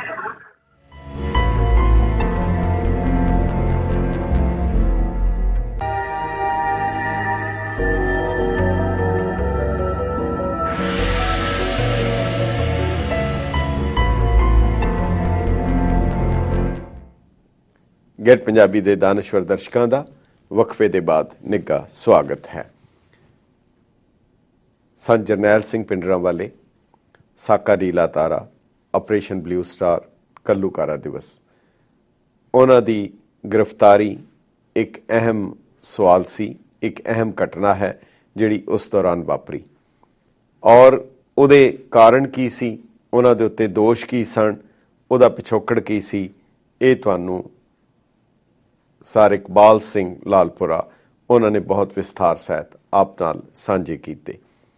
ਤੁਸੀਂ ਸਾਨੂੰ ਆਪਣੇ ਵਿਚਾਰ ਜ਼ਰੂਰ ਦੇ ਸਕਦੇ ਹੋ ਇਸ ਮੁੱਦੇ ਦੇ ਉੱਤੇ, ਕਿਉਂਕਿ ਜੋ ਧਰਮਯੁੱਧ ਮੋਰਚਾ ਉੱਥੇ ਚੱਲ ਰਿਹਾ ਸੀ ਉਸ ਦੌਰਾਨ ਹਰਿਮੰਦਰ ਸਾਹਿਬ ਦੇ ਵਿੱਚ ਇਸ ਤੋਂ ਪਹਿਲਾਂ ਵੀ ਜਿਤਨੇ ਪੰਥ ਦੇ ਮੋਰਚੇ ਹਨ ਉਹ ਸ੍ਰੀ ਅਕਾਲ ਤਖਤ ਸਾਹਿਬ ਤੋਂ ਅਗਵਾਈ ਹੁੰਦੀ ਰਹੀ। ਭਾਵੇਂ ਜੇਕਰ ਲਾਲ ਕੁੜਤੀ ਦੇ ਪਠਾਣਾਂ ਦੇ ਉੱਤੇ ਕੋਈ ਹਮਲਾ ਹੋਇਆ, ਜੇ ਕਸੂਰ ਦੇ ਬ੍ਰਾਹਮਣ ਦੀ ਲੜਕੀ ਚੁੱਕੀ ਗਈ ਜਾਂ ਲਾਹੌਰ ਦੇ ਉੱਤੇ ਕਬਜ਼ਾ ਕਰਨਾ ਹੈ, ਇਹ ਮੀਰੀ ਔਰ ਪੀਰੀ ਦੇ ਦੋ ਸਥਾਨ ਸੀ ਜਿੱਥੋਂ ਸਾਰੀਆਂ ਕਾਰਵਾਈਆਂ ਅਕਾਲ ਤਖਤ ਸਾਹਿਬ ਤੋਂ ਹੁੰਦੀਆਂ ਰਹੀਆਂ ਔਰ ਜਿਤਨੇ ਪੰਥਕ ਕਾਰਜਾਂ ਲਈ ਕੋਈ ਨਿਰਣੇ ਕੀਤੇ ਗਏ, ਦਰਅਸਲ ਗਿਆਨੀ ਹੀਰਾ ਸਿੰਘ ਦਰਦ ਨੇ ਬਹੁਤ ਸਟੀਕ ਕਿਹਾ ਹੈ ਕਿ ਧਰਮ ਔਰ ਰਾਜਨੀਤੀ ਦੇ ਵਿੱਚ ਫਰਕ ਕੀ ਹੈ। ਜਿਹੜੀ ਗੱਲ ਸਰਕਾਰ ਨੂੰ ਚੰਗੀ ਨਾ ਲੱਗੇ, ਭਾਵੇਂ ਉਹ ਤੁਹਾਡੀ ਕੁਰਬਾਨੀ ਹੋਏ, ਕਿਸੇ ਦੂਜੇ ਦਾ ਧਰਮ ਬਚਾਉਣਾ ਹੋਏ, ਕਿਸੇ ਦੀ ਰਾਖੀ ਕਰਨੀ ਹੋਏ ਜਾਂ ਕੋਈ ਵੀ ਐਸਾ ਕਾਰਜ ਹੋਏ, ਉਹ ਤੁਹਾਡਾ ਖਾਣ ਪਾਣ ਹੋਏ, ਉਹ ਸਰਕਾਰ ਦੀਆਂ ਨਜ਼ਰਾਂ ਦੇ ਵਿੱਚ ਰਾਜਨੀਤਿਕ ਕਾਰਵਾਈ ਹੁੰਦੀ ਹੈ। ਪਰ ਜੇ ਤੁਸੀਂ ਉਸ ਦੇ ਲਈ ਕੁਰਬਾਨੀ ਦੇਣ ਲਈ ਤਿਆਰ ਹੋ ਜਾਓ ਤਾਂ ਉਹ ਫਿਰ ਧਰਮ ਬਣ ਜਾਂਦਾ ਹੈ। ਬਿਲਕੁਲ ਇਸੇ ਤਰੀਕੇ ਦੇ ਨਾਲ ਗੁਰਦੁਆਰਾ ਸੁਧਾਰ ਲਹਿਰ ਵੇਲੇ ਉੱਥੋਂ ਹੀ ਮੋਰਚੇ ਸ਼ੁਰੂ ਹੋਏ, ਉੱਥੋਂ ਹੀ ਸਾਰਾ ਕੁਝ ਆਰੰਭ ਹੋਇਆ ਔਰ ਉਸ ਤੋਂ ਬਾਅਦ ਸ਼੍ਰੋਮਣੀ ਗੁਰਦੁਆਰਾ ਪ੍ਰਬੰਧਕ ਕਮੇਟੀ ਦੀ ਤਾਮੀਰ ਕੀਤੀ ਗਈ, ਕਾਇਮੀ ਹੋਈ ਔਰ ਇਸ ਦੌਰਾਨ, ਇਸ ਸਾਰੇ ਵਕਫੇ ਦੇ ਦੌਰਾਨ ਜੇਕਰ ਪਿਛੋਕੜ ਵੱਲ ਦੇਖੀਏ ਤਾਂ 3 ਮੋਰਚੇ ਲੱਗੇ ਸਨ। ਇੱਕ ਜਥੇਦਾਰ ਜਗਦੇਵ ਸਿੰਘ ਤਲਵੰਡੀ, ਦਿੱਲੀ ਦੇ ਵਿੱਚ ਉਹਨਾਂ ਦਾ ਮੋਰਚਾ ਚੱਲ ਰਿਹਾ ਸੀ। ਉਹ ਮੋਰਚਾ ਦਿੱਲੀ ਦੇ ਵਿੱਚ ਸੀ ਅਨੰਦਪੁਰ ਦੇ ਮਤੇ ਦੀ ਪ੍ਰਾਪਤੀ ਲਈ। ਦੂਸਰਾ ਮੋਰਚਾ ਸ਼੍ਰੋਮਣੀ ਅਕਾਲੀ ਦਲ ਵੱਲੋਂ ਕਪੂਰੀ ਦੇ ਵਿੱਚ ਲਾਇਆ ਗਿਆ ਸੀ, ਉਹ ਨਹਿਰ ਨੂੰ ਰੋਕਣ ਦਾ, ਸਤਲੁਜ ਯਮੁਨਾ ਲਿੰਕ ਕੈਨਾਲ ਨੂੰ ਰੋਕਣ ਦਾ ਮੋਰਚਾ ਸੀ। ਔਰ ਤੀਸਰਾ ਮੋਰਚਾ, ਜਿਵੇਂ ਦੱਸਿਆ ਸਰ ਲਾਲਪੁਰਾ ਜੀ ਨੇ, ਕਿ ਉੱਥੇ ਉਹ ਕੁਝ ਲੋਕਾਂ ਨੇ ਜਿਹੜੀ ਬੇਹੁਰਮਤੀ ਕੀਤੀ ਦਰਬਾਰ ਸਾਹਿਬ ਦੇ ਬਾਹਰ ਆ ਕੇ, ਉਸ ਦੇ ਖਿਲਾਫ ਤਮਾਕੂ ਵਿਰੋਧੀ ਮੋਰਚਾ ਲੱਗਾ ਸੀ। ਧਰਮ ਯੁੱਧ ਮੋਰਚਾ ਉਸ ਦਾ ਨਾਂ ਦਿੱਤਾ ਗਿਆ। ਪਰ ਇਹਨਾਂ ਤਿੰਨਾਂ ਨੂੰ ਮਿਲਾ ਕੇ ਇਹ ਨਿਰਣਾ ਲਿਆ ਗਿਆ ਕਿ ਇੱਕੋ ਮੋਰਚਾ ਲੱਗੇਗਾ, ਜਿਹਦੇ ਮੋਰਚਾ ਡਿਕਟੇਟਰ ਸਰਦਾਰ ਆਪਣੇ ਸੰਤ ਹਰਚੰਦ ਸਿੰਘ ਜੀ ਲੌਂਗੋਵਾਲ ਨੂੰ ਬਣਾਇਆ ਗਿਆ ਔਰ ਮਰਜੀਵੜੇ ਉਹਨਾਂ ਨੂੰ ਸ੍ਰੀ ਅਕਾਲ ਤਖਤ ਸਾਹਿਬ ਦੇ ਉੱਤੇ ਲਿਜਾ ਕੇ ਉਹਨਾਂ ਨੂੰ ਸਹੁੰ ਚੁਕਾਈ ਗਈ ਕਿ ਅਸੀਂ ਅਨੰਦਪੁਰ ਦੇ ਮਤੇ ਦੀ ਪ੍ਰਾਪਤੀ ਲਈ ਆਪਣੀ ਜਾਨ ਕੁਰਬਾਨ ਕਰ ਦਾਂਗੇ। 42 ਮੰਗਾਂ ਦਾ ਚਾਰਟਰ ਜਿਹੜਾ ਸਰਕਾਰ ਨੂੰ ਦਿੱਤਾ ਗਿਆ ਔਰ ਉਹ ਮੰਗਾਂ ਕੀ ਸੀ, ਉਹ ਇੱਕ ਵੱਖਰੇ ਪ੍ਰੋਗਰਾਮ ਦਾ ਇੱਕ ਹਿੱਸਾ ਹੈ। ਪਰ ਹਾਲਾਤ ਜਿਸ ਤਰ੍ਹਾਂ ਬਦਲਦੇ ਗਏ, ਇਲਜ਼ਾਮ ਬਦਲਦੇ ਗਏ, ਇਲਜ਼ਾਮ ਲੱਗਦੇ ਰਹੇ ਔਰ ਆਖਰ ਦੇ ਵਿੱਚ ਇਤਨੀ ਵੱਡੀ ਕਾਰਵਾਈ ਹੋਈ ਕਿ ਸ੍ਰੀ ਅਕਾਲ ਤਖਤ ਸਾਹਿਬ ਨੂੰ ਢਾਹ-ਢੇਰੀ ਕਰ ਦਿੱਤਾ ਗਿਆ। ਪਰ ਇੱਕ ਚੀਜ਼ ਸਹੀ ਹੈ ਕਿ ਸ੍ਰੀ ਅਕਾਲ ਤਖਤ ਸਾਹਿਬ ਤੋਂ ਹੀ ਸਾਰੇ ਪ੍ਰੋਗਰਾਮ ਪੰਥ ਨੂੰ ਦਿੱਤੇ ਜਾਂਦੇ ਰਹੇ ਸ਼ੁਰੂ ਤੋਂ ਹੀ ਔਰ ਅਖੀਰ ਤੱਕ। ਉਸੇ ਸਥਾਨ ਦੇ ਉੱਤੇ ਬਾਬਾ ਗੁਰਬਖਸ਼ ਸਿੰਘ ਜੀ ਵੀ ਸ਼ਹੀਦ ਹੋਏ ਸੀ। ਪਰ ਜੇਕਰ ਇੱਥੇ ਹੀ ਨਹੀਂ, ਜਿਹੜੀ ਇਹ ਫੌਜੀ ਕਾਰਵਾਈ ਕੀਤੀ ਗਈ ਉਸ ਦੇ ਵਿੱਚ ਕੇਵਲ ਇਹ ਇੱਕ ਹਰਿਮੰਦਰ ਸਾਹਿਬ ਦੇ ਉੱਤੇ ਨਹੀਂ, ਬਲਕਿ 42 ਹੋਰ ਗੁਰਦੁਆਰਿਆਂ ਦੇ ਉੱਤੇ ਸਰਕਾਰੀ ਰਿਕਾਰਡ ਦੇ ਮੁਤਾਬਕ ਇੱਕ ਸਾਰ ਫੌਜੀ ਕਾਰਵਾਈ ਕੀਤੀ ਗਈ ਔਰ ਜਿਸ ਨੇ ਇਤਿਹਾਸ ਨੂੰ ਬਿਲਕੁਲ ਬਦਲ ਕੇ ਰੱਖ ਦਿੱਤਾ। ਸੋ ਇਹ ਇੱਕ ਬਹੁਤ ਹੀ ਮੰਦਭਾਗੀ ਘਟਨਾ ਸੀ, ਪਰ ਇਸ ਦੇ ਵਿੱਚ ਉਸ ਰਿਕਾਰਡ ਨੂੰ ਸਹੀ ਕਰਨਾ, ਉਸ ਰਿਕਾਰਡ ਨੂੰ ਦਰੁਸਤ ਕਰਨਾ ਔਰ ਉਹ ਜਿਹੜੀਆਂ ਘਟਨਾਵਾਂ ਵਾਪਰੀਆਂ ਹਨ, ਕੋਸ਼ਿਸ਼ ਕੀਤੀ ਜਾਏ ਕਿ ਉਹਨਾਂ ਨੂੰ ਸਹੀ ਪਰਿਪੇਖ ਦੇ ਵਿੱਚ ਦੇਖਿਆ ਜਾਏ, ਉਹਨਾਂ ਨੂੰ ਸਹੀ ਨਜ਼ਰੀਏ ਦੇ ਵਿੱਚ ਕਲਮਬੱਧ ਕੀਤਾ ਜਾਏ। ਇਸ ਲੜੀ ਦੇ ਵਿੱਚ ਇਹ ਸਾਡੀ ਇੱਕ ਕੋਸ਼ਿਸ਼ ਸੀ ਕਿ ਸੰਤ ਜਰਨੈਲ ਸਿੰਘ ਦੀ ਗ੍ਰਿਫਤਾਰੀ, ਜਿਵੇਂ ਦੱਸਿਆ, ਉਹਨਾਂ ਦੇ ਉੱਤੇ ਕੇਵਲ ਸ਼ੱਕ ਦੀ ਬਿਨਾ ਦੇ ਉੱਤੇ ਇੱਕ ਜੋ ਦੋਸ਼ੀ ਹੈ, ਜਿਸ ਦੇ ਉੱਤੇ ਇੱਕ ਇਲਜ਼ਾਮ ਲੱਗਾ ਹੈ, ਉਸ ਦੀ ਗਵਾਹੀ ਦੇ ਉੱਤੇ ਸੰਤ ਜਰਨੈਲ ਸਿੰਘ ਦੀ ਗ੍ਰਿਫਤਾਰੀ ਦੇ ਵਾਰੰਟ ਦਿੱਤੇ ਗਏ ਔਰ ਇਹਨਾਂ ਨੂੰ ਗ੍ਰਿਫਤਾਰ ਕੀਤਾ ਗਿਆ। ਪਰ ਉਸ ਦੇ ਬਾਅਦ ਉਹ ਸਾਰੇ ਦੋਸ਼ ਵਾਪਸ ਲੈ ਲਏ ਗਏ ਕਿ ਕੋਈ ਵੀ ਦੋਸ਼ ਇਹਨਾਂ ਦੇ ਉੱਤੇ ਸਾਬਤ ਨਹੀਂ ਹੋਇਆ। ਪਰ ਅਖੀਰ ਤੱਕ ਜਿਹੜਾ ਹੈ, ਜੋ ਕਾਰਵਾਈ ਹੋਣ ਤੱਕ, ਦਰਬਾਰ ਸਾਹਿਬ ਦੇ ਵਿੱਚ ਕਾਰਵਾਈ ਹੋਣ ਤੱਕ ਉਹਨਾਂ ਦੇ ਉੱਤੇ ਕਿਸੇ ਕਿਸਮ ਦਾ ਕੋਈ ਮੁਕੱਦਮਾ ਨਹੀਂ ਸੀ। ਹਾਂ, ਆਮ ਹਾਲਾਤ ਦੇ ਵਿੱਚ, ਜਿਵੇਂ ਬਿਆਨਬਾਜ਼ੀ ਦੇ ਵਿੱਚ, ਉਹਨਾਂ ਦੇ ਉੱਤੇ ਸਾਰੇ ਦੇ ਸਾਰੇ ਇਲਜ਼ਾਮ ਜਿਹੜੇ ਸੀ, ਉਹ ਹਰ ਕਿਸਮ ਦੇ ਇਲਜ਼ਾਮ ਲਗਾ ਦਿੱਤੇ ਜਾਂਦੇ ਸੀ ਔਰ ਲਗਾਏ ਜਾਂਦੇ ਰਹੇ। ਪਰ ਸਮਾਂ ਬੀਤਣ ਦੇ ਨਾਲ ਸ਼ਾਇਦ ਸੱਚ ਦਾ ਕੋਈ ਪਾਸਾ, ਕੋਈ ਪੱਖ ਜੋ ਹੈ, ਉਹ ਸਾਹਮਣੇ ਆਉਣਾ ਸ਼ੁਰੂ ਹੋਇਆ ਹੈ। ਔਰ ਇਸ ਲੜੀ ਦੇ ਵਿੱਚ ਕੇਵਲ ਇੱਥੇ ਹੀ ਨਹੀਂ, ਬਲਕਿ ਹੋਰ ਵੱਖ-ਵੱਖ ਸੂਤਰਾਂ ਤੋਂ ਵੀ ਕਾਫੀ ਕੁਝ ਬਾਹਰ ਆ ਰਿਹਾ ਹੈ। ਪਰ ਨਜ਼ਰੀਆ ਹਰ ਇੱਕ ਦਾ ਵੱਖਰਾ ਹੋ ਸਕਦਾ ਹੈ, ਉਸ ਨੂੰ ਪੇਸ਼ ਕਰਨ ਦਾ ਢੰਗ ਵੀ ਵੱਖਰਾ ਹੋ ਸਕਦਾ ਹੈ। ਪਰ ਜਿਹੜੇ ਬੁਨਿਆਦੀ ਸਵਾਲ ਹਨ, ਉਹਨਾਂ ਦੇ ਉੱਤੇ ਕੋਈ ਦੋ ਰਾਏ ਨਹੀਂ ਹੋ ਸਕਦੀਆਂ ਕਿ ਜਿਹੜਾ ਉਸ ਵੇਲੇ ਜੋ ਕਾਰਵਾਈ ਕੀਤੀ ਗਈ ਉਹ ਬਿਲਕੁਲ ਗੈਰ ਵਾਜਬ ਸੀ ਔਰ ਪੂਰੀ ਸਿੱਖ ਕੌਮ ਦੇ ਉੱਤੇ ਹਮਲਾ ਸੀ। ਔਰ ਜਿਹੜਾ ਦਰਬਾਰ ਸਾਹਿਬ ਦੇ ਉੱਤੇ ਅਟੈਕ ਹੋਇਆ, ਉਹ ਜਿਹੜਾ ਘੱਲੂਘਾਰਾ ਹੈ, ਉਹ ਇਤਿਹਾਸ ਦਾ ਇੱਕ ਬਹੁਤ ਵੱਡਾ ਧੱਬਾ ਹੈ, ਜਿਸ ਨੂੰ ਕਦੇ ਵੀ ਧੋਤਾ ਨਹੀਂ ਜਾ ਸਕੇਗਾ। ਸੋ ਅਸੀਂ ਇਸ ਪ੍ਰੋਗਰਾਮ ਦੇ ਰਾਹੀਂ ਉਹਨਾਂ ਦੀ ਜੋ ਖੁਦ ਸ਼ਾਮਲ ਸਨ ਉਸ ਲੜੀ ਦੇ ਵਿੱਚ, ਇਹਨਾਂ ਨੂੰ ਪੇਸ਼ ਕੀਤਾ। ਇਸ ਤੋਂ ਪਹਿਲਾਂ ਅਸੀਂ ਡਾਕਟਰ ਸੁਬਰਾਮਨੀਅਮ ਸਵਾਮੀ, ਉਹਨਾਂ ਦਾ ਪੂਰਾ ਵੇਰਵਾ ਜੋ ਉਹਨਾਂ ਨੇ ਖੁਦ ਉੱਥੇ ਰਹਿੰਦਿਆਂ ਹੋਇਆਂ ਦਰਬਾਰ ਸਾਹਿਬ ਦੇ ਵਿੱਚ ਖੁਦ ਵੇਖਿਆ ਔਰ ਜੋ ਕੁਝ ਦੱਸਿਆ, ਉਹ ਅਸੀਂ ਆਪ ਤੱਕ ਪੇਸ਼ ਕੀਤਾ। ਔਰ ਇਸ ਦੇ ਬਾਅਦ ਭਾਈ ਮੁਖਤਿਆਰ ਸਿੰਘ ਜੀ ਦਾ, ਜਿਹੜੇ ਅਖੀਰ ਤੱਕ ਅਕਾਲ ਤਖਤ ਸਾਹਿਬ ਦੇ ਉੱਤੇ ਰਹੇ ਔਰ ਉਹਨਾਂ ਨੇ ਜੋ ਕੁਝ ਉੱਥੇ ਵਾਪਰਿਆ, ਉਹ ਉੱਥੇ ਰਾਗੀ ਸਨ ਔਰ ਅਖੀਰ ਤੱਕ ਉਹ ਆਪਣੀ ਡਿਊਟੀ ਦਿੰਦੇ ਰਹੇ। ਅਸੀਂ ਕੋਸ਼ਿਸ਼ ਕਰਾਂਗੇ ਇਹ ਜਿਹੜੀ ਸਵਾਮੀ ਜੀ ਦੀ ਵੀ ਜਿਹੜੀ ਉਹਨਾਂ ਦੀ ਟੇਪ ਹੈ, ਅਗਰ ਤੁਹਾਨੂੰ ਉਸ ਦੀ ਕਾਪੀ ਚਾਹੀਦੀ ਹੋਏ ਤਾਂ ਤੁਸੀਂ ਸਾਨੂੰ ਲਿਖ ਸਕਦੇ ਹੋ lamba@getpunjabi.tv ਦੇ ਉੱਤੇ। ਅਸੀਂ ਤੁਹਾਨੂੰ ਉਹ ਲਿੰਕ ਜ਼ਰੂਰ ਭੇਜਣ ਦੀ ਕੋਸ਼ਿਸ਼ ਕਰਾਂਗੇ।